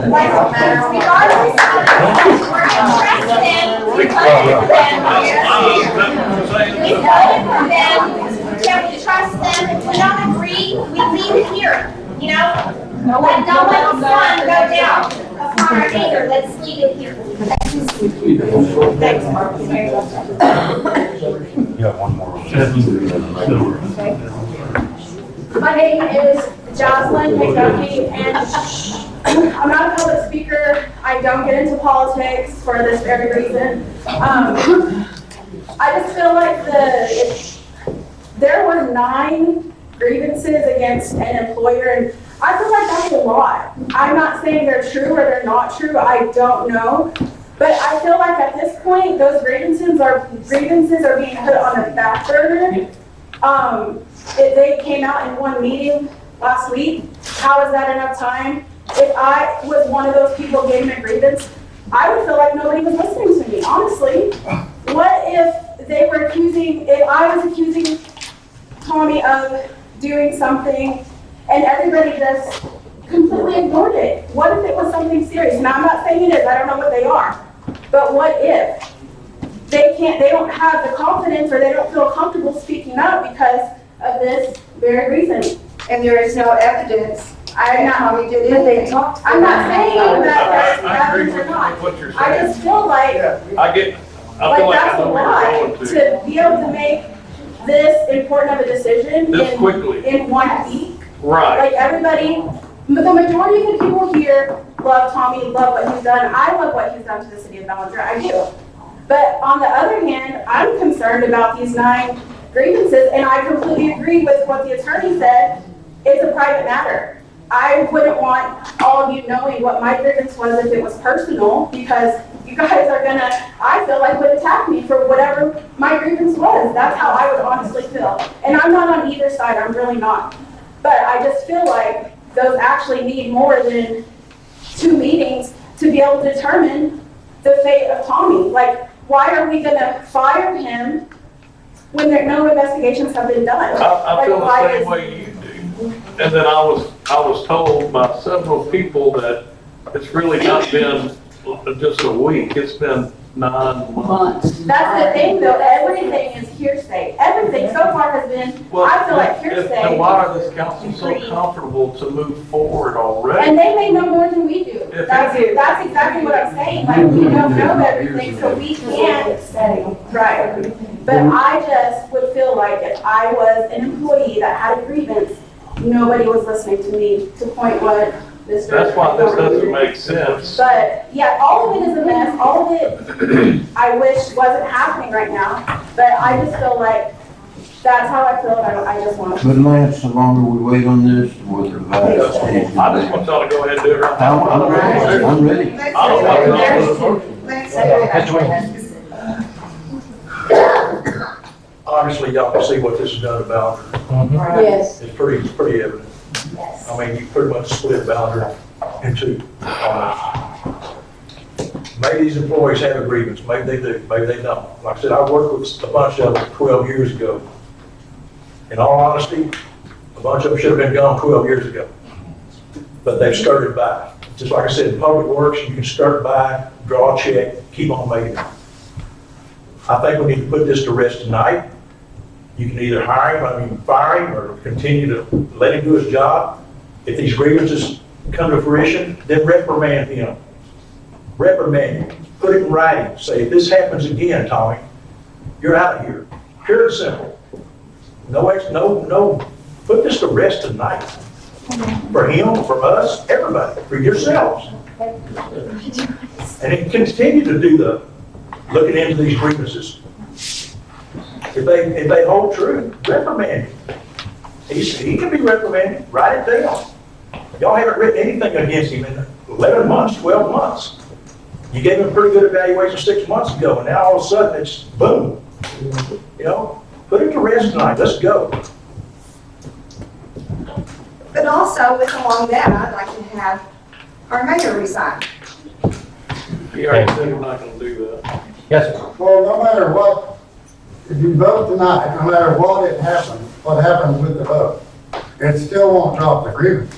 I mean, that part will. What's done is done. It's just time to move forward, like Bob said, and get this over with. Y'all made this mess, y'all just need to try to fix it the best way you can. Don't make it any worse. Mr. Steve? Can I make a slight suggestion that we form a policy to deal with this from now on instead of, I don't know for sure, but holding anything, or when a grievance comes in, it needs to, against the city manager, whoever it is, whether it's Tommy or anybody, what do we need to do with it? It needs to go to all of council, Well, not it needs- one person. Yeah, well, it needs to go, I would think that it would need to go to Sam to disseminate amongst the rest They of the didn't even council. come to me. I did not want them. No. Well, no, but I'm just asking, can we form a policy What I'm gonna, so we don't have this kind of problem? Proper procedure. what I'm gonna do is propose, okay, the municipal judge also works directly for the council, doesn't work for me. Yes. Okay, make that position like an employee advocate, right? Yeah. That way, if they have a problem with me or the city manager, they can go to the judge Yes. and she can present that to the council So I think. for that we all- individual. I think we all would Yeah. appreciate that, Yeah. because this has. Pretty good idea. A giant rift. But that would alleviate, There's people that shouldn't be mad at each other in this room, right. okay? And it's because we don't have Right, this is the way we're doing it. right. But that's what I'm gonna propose And in the future. I would just like to, that's all I want to say is we should do that. Thank you. That file grievances have supervisors immediately above them. Do they not? They do. Carl, will you repeat that? Some of these employees that file grievances have supervisors directly above them before they get to the city manager. Yes. So if they weren't presented to their immediate supervisor, then they bypass the system. Yeah. If they can't go to their supervisor and say, hey, I have a problem with Tommy, he's doing blah, blah, blah, blah, blah. And if that supervisor can't take care of that problem, then that supervisor needs to present it to city council. It states that in the charter that you go to your direct supervisor, Exactly. and then it goes to Tommy. But in this case, when the grievance was against Tommy, it states in the charter that you turn them into the city secretary to present to the council, and that was what happened. I did not have them. I did not get them. They went to her, they came to council. But they had immediate supervisors though. Him? Some of them did, some of them. Who's There were under department Who heads. works under Bonita? Who does she supervise? Nobody? No, he's a supervisor. All right, all the water department girls, who do they work under? Under Tommy. They do not, he's the only supervisor they have. Yes. Well, again, that's, if we get an employee advocate, that'll fix that problem. Yes. May I make a suggestion? That we stop right now and we have prayer. And my husband would pray, he is a preacher. Let's just stop everything right now and have prayer. This room needs it. Yes. Yes. God's in here, we've just got to open the door and let him in. Yes. So let's pray, please. All right. You think I'd be opposed to prayer? Come on. Some city councils are, I've been asked to leave. No, not here. Not good. Thank you, sir. And that's all, Stan. Probably there's just been a lot of, I don't know if it's tempers or a lot of concern tonight, and Lord, it's not good for us to be divided. Even in the scriptures, you have said a house divided cannot stand. And certainly a city divided can only do one thing, and that is fall. So we pray as these elected officials vote tonight, and Lord, much has been discussed, that your perfect will might be done. And Lord, only you know what that is. But as we have come together as a group of citizens, we have seen and we have heard much, and we know that you're not the author of confusion, but yet there are some things that are still confusing tonight. So I just pray as they vote, Lord, my prayer is that they would just vote to keep him, finish this investigation, and like it's already been said, if there needs to be a a reprimand or something needs to come up later, let it come up. But right now, I pray tonight, we'll just put this to rest so that we can move on with all the things that need to be done. And Father, I ask this in Jesus' name. Amen.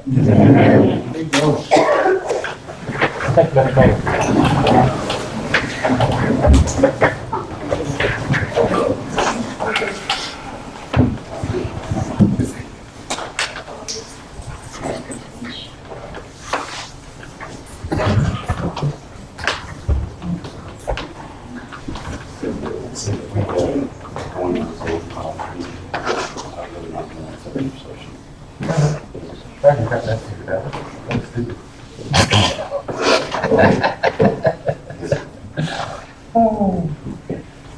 Can we make a motion For it? No, to vote? We're working on it. no, they have He to. just did. You want this in open session, don't you? Tom? Yes, sir. He just told me. And I had already assumed that. I missed Linda. Two thumbs up. Ma'am? I said two thumbs up. Okay. All right, the agenda, as I had already stated, was made depending on what would happen, because we didn't have any idea last week. Somebody went missing, so. Not going to meet in executive session, not meeting with that. So, I'll just go around the table. How's that? Does that make everybody happy? I would just ask, is there a motion to take any action against Tommy Turner? If there's not, it fails for lack of a second, and that's it. No. I want to know how these council members stand. That's fine. I want it to be in the open, how council members stand on the firing or keeping of Tommy Turner. And I vote to keep. Is that a motion? That's the motion. Is there a I second? make a motion to canvass the council members whether to fire or keep Tommy Turner. Is that appropriate enough for you? A motion to canvass, what? Now, I don't want an aye vote. I want an individual show of hands or whatever. There's a term for that, I forget what it is, too, where you ask each one. A record vote? That what it is, a record. Yeah, okay, I'll go with that. You should have a motion, we're supposed to have a motion on an action item. And if you take action on, you can talk, you can do a motion and then have discussion. And you can ask them all. That's the problem. You can do it every morning. Yes, sir. You just want to ask which one of us or everything? Somebody needs to make the motion, right? That's the point. It's not the way it is on the agenda, though. Okay. Is that right? Say it again? How do you want to do that? It's not on the agenda. Yeah, it's in the executive, we're just moving it to public. Correct. Is that the thing on there? So I know what I think. Yeah. gotta make a motion. Somebody make a motion. Make a motion to what? To keep them or to fire them. Do we not need a second motion? We're working on it. I think they need to know how to make sure we say it legally. How to say Get it. the wording, just didn't hear you make the motion. Yes. I'll It's your second turn. that motion, but I do want to discuss. It's not a second. It's individually voting, yes or no? Yea or So we nay? had to make a motion. This is crazy, I've never seen this. Okay. Okay, so you can also use individually, and that's what Bob asked for, so I'm going around the table. Okay, so that's what I was trying to get you to understand. But Sam, why don't you just say who's all in favor of keeping Tommy and who's Okay, not? who's in favor and who is not? I'm in favor. Bob I'm in in favor. favor of keeping Tommy myself. I'll Jason? vote for that. I'll vote for keeping. I'm in favor of keeping Tommy. Are we gonna be able to discuss more in a minute? Like, Just comment more, other than yes or no? Sure. okay, Go ahead. all in Yes. favor? So right now we have, I said all in favor. Sam, how All do in you vote? favor. I said favor, I said all in favor. We all agree. How do you vote? I said yes, all in favor. Really? To keep or to keep? Okay. keep. He says fire. All right. What did you have your comments on? I figured we would probably discuss it like we typically do in executive. Tommy chose not to do executive. I know. Okay,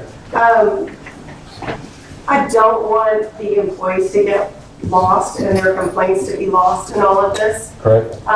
They did bring complaints to some council people, mayors, that were never brought to us. So we were blindsided when complaints were brought to us and then told that they didn't think they could come to us. So yeah, I do want to address the issues and I do want to know if something is going wrong or someone's not being treated right. I do want to be fair. And so, you know, I think that maybe we need to send Tommy to some management training. We need to probably write him up. We need to have some employees go to We compliance style training we also also. have some I mean, employees. they're not all guilt-free, but We have some employees that No. definitely need to go to some training as well. We're gonna have to find it on the budget. It's gonna have to be budget training. But, you know, I spent all week, I don't have a voice because I spent almost every minute of every single day since Tuesday night on the phone with employees, with happy employees, sad employees, mad employees, citizens, trying to get all sides of this and see all sides and make a fair, sound decision. And the fact that none of this was ever brought to us before as a council to correct anything, I absolutely cannot do anything as far as terminating Tommy. That's not even in the question because that's not what I would do to an employee. I would write them up and give them a chance to improve. So that's why I vote the way that I do.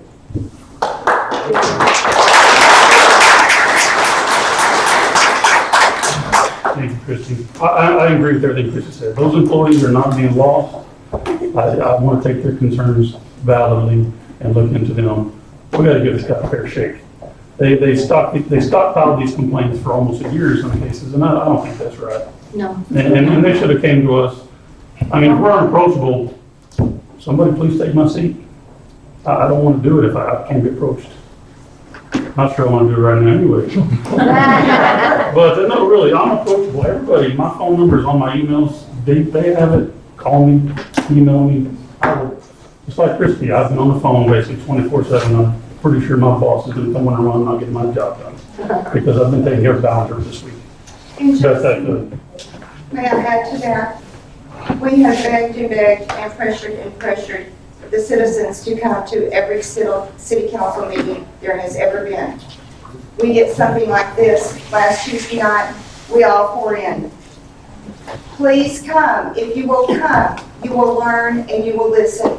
And it's a lot easier to deal with if you will attend the council meetings. I personally love it when this room is full. It's wonderful. Good or bad. I love to see people here because y'all are supporting Ballinger. Everybody. I want you all to come every night. Get somebody to stop buying pizza or something. Every night, you big old one. Well, no. Where's the complaints at? Well, I don't know. I can't really speak to that because they were literally Well, sprung some on. did tell us where they've been. Well, yeah, they've been holding on to them. They didn't want to bring them out till the year review, I guess. I don't know. It's all speculation. That's why, to me, it looks kind of shady. Or if the employees just came It for, overshadows it overshadows what we're here for. the employees and their true complaints because of an injustice. Exactly. It takes away from possibly valid action complaints that we may need to discipline Tommy Cotton for. And I'm not opposed to just, I love this guy. He's my buddy. You know, I don't know how many times a year we ran into each other at VFW airport because we were crossing paths when we were both traveling. He's a good guy. Yeah, he's rough. He's probably going to get ridden up, I mean, in my opinion. Probably going to be disciplined a little bit. I don't know what that entails or how happy that's going to make any employee. What about the employees that held on to the complaints? You know, my opinion, we've got to correct the process like we talked about and then make sure they understand it. Okay. And we don't, you know, I'm not gonna hold them accountable. Let's move forward and go on making Ballinger succeed. Yeah, set up the advocate. We do Right. have some processes. Yes. We fix the process. There needs to be We don't have a any current procedure, so we don't hold on to them.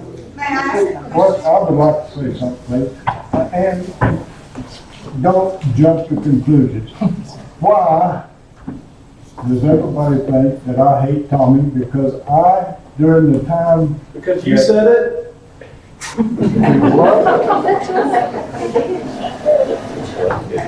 Where's Chad?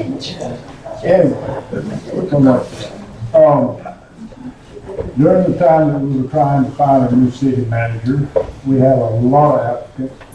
I told Tommy, yes, I was not for him because I didn't think he was able to pull his, and good ideas, by the way, great ideas.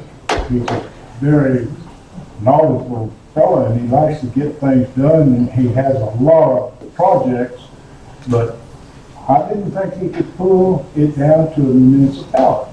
So why am I punished just because I didn't want Tommy? I mean, are we now, when we're looking for city managers or something, everybody says, well, he didn't want it, so he hates him? No way. Tommy and I have worked together. I've come in here, we talked, I supported him all the way once we hired him. I will say in Rick's defense as well, Rick has been at every function that Jason and I have been at as well. He is devoted to the community and he does show up. Absolutely, but what I'm saying is I have supported him in Yes. every way since we hired him. Just because he wasn't my choice doesn't make me hate him, so don't put that out there, folks, please. I have not had a problem with Tommy. So don't jump to conclusions and listen to all the background noise that's going on when it may not be true. Fair enough. Thank you. Question.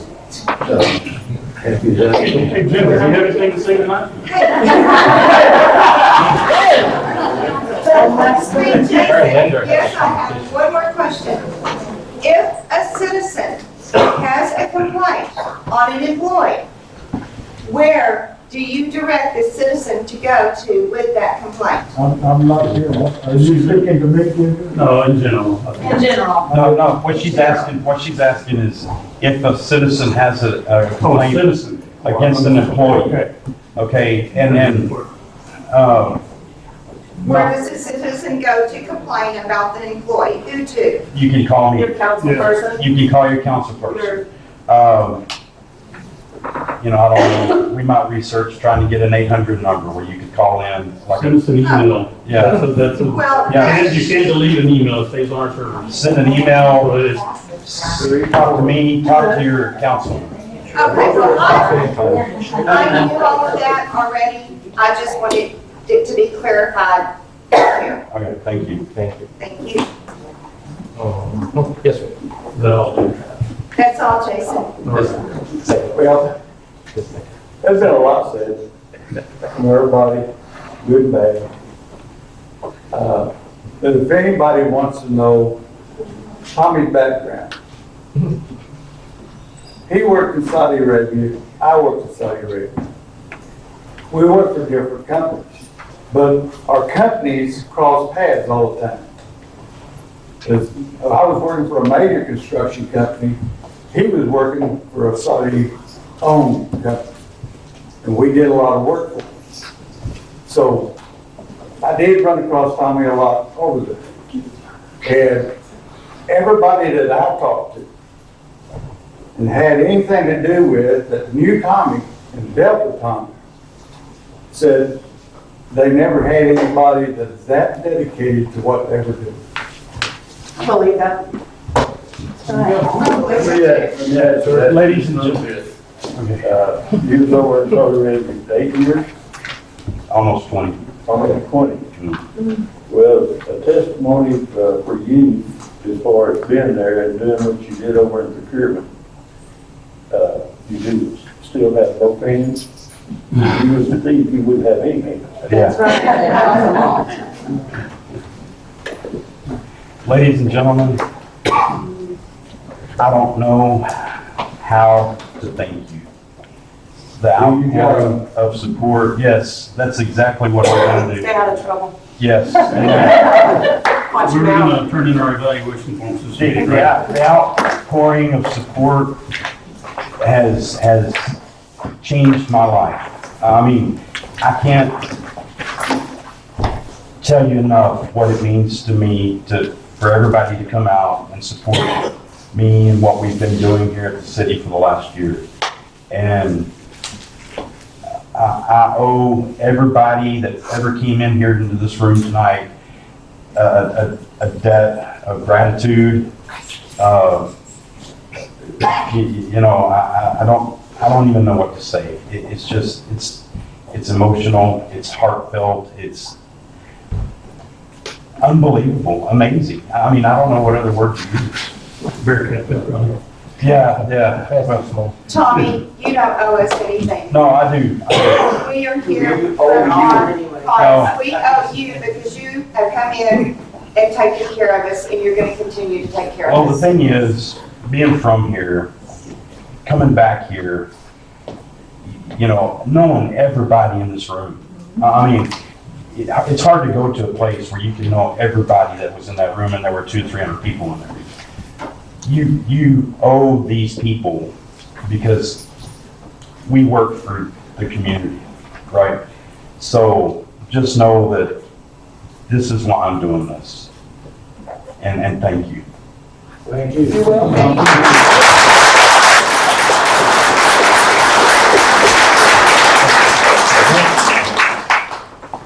Everybody good? All right, motion to adjourn, please. Next agenda, do we need to ask about next agenda? The- Or do we not do that? No. Okay. It's not I'll on make the there. motion to adjourn. Second. Second. All in favor, say aye. Aye. Aye. Motion carries.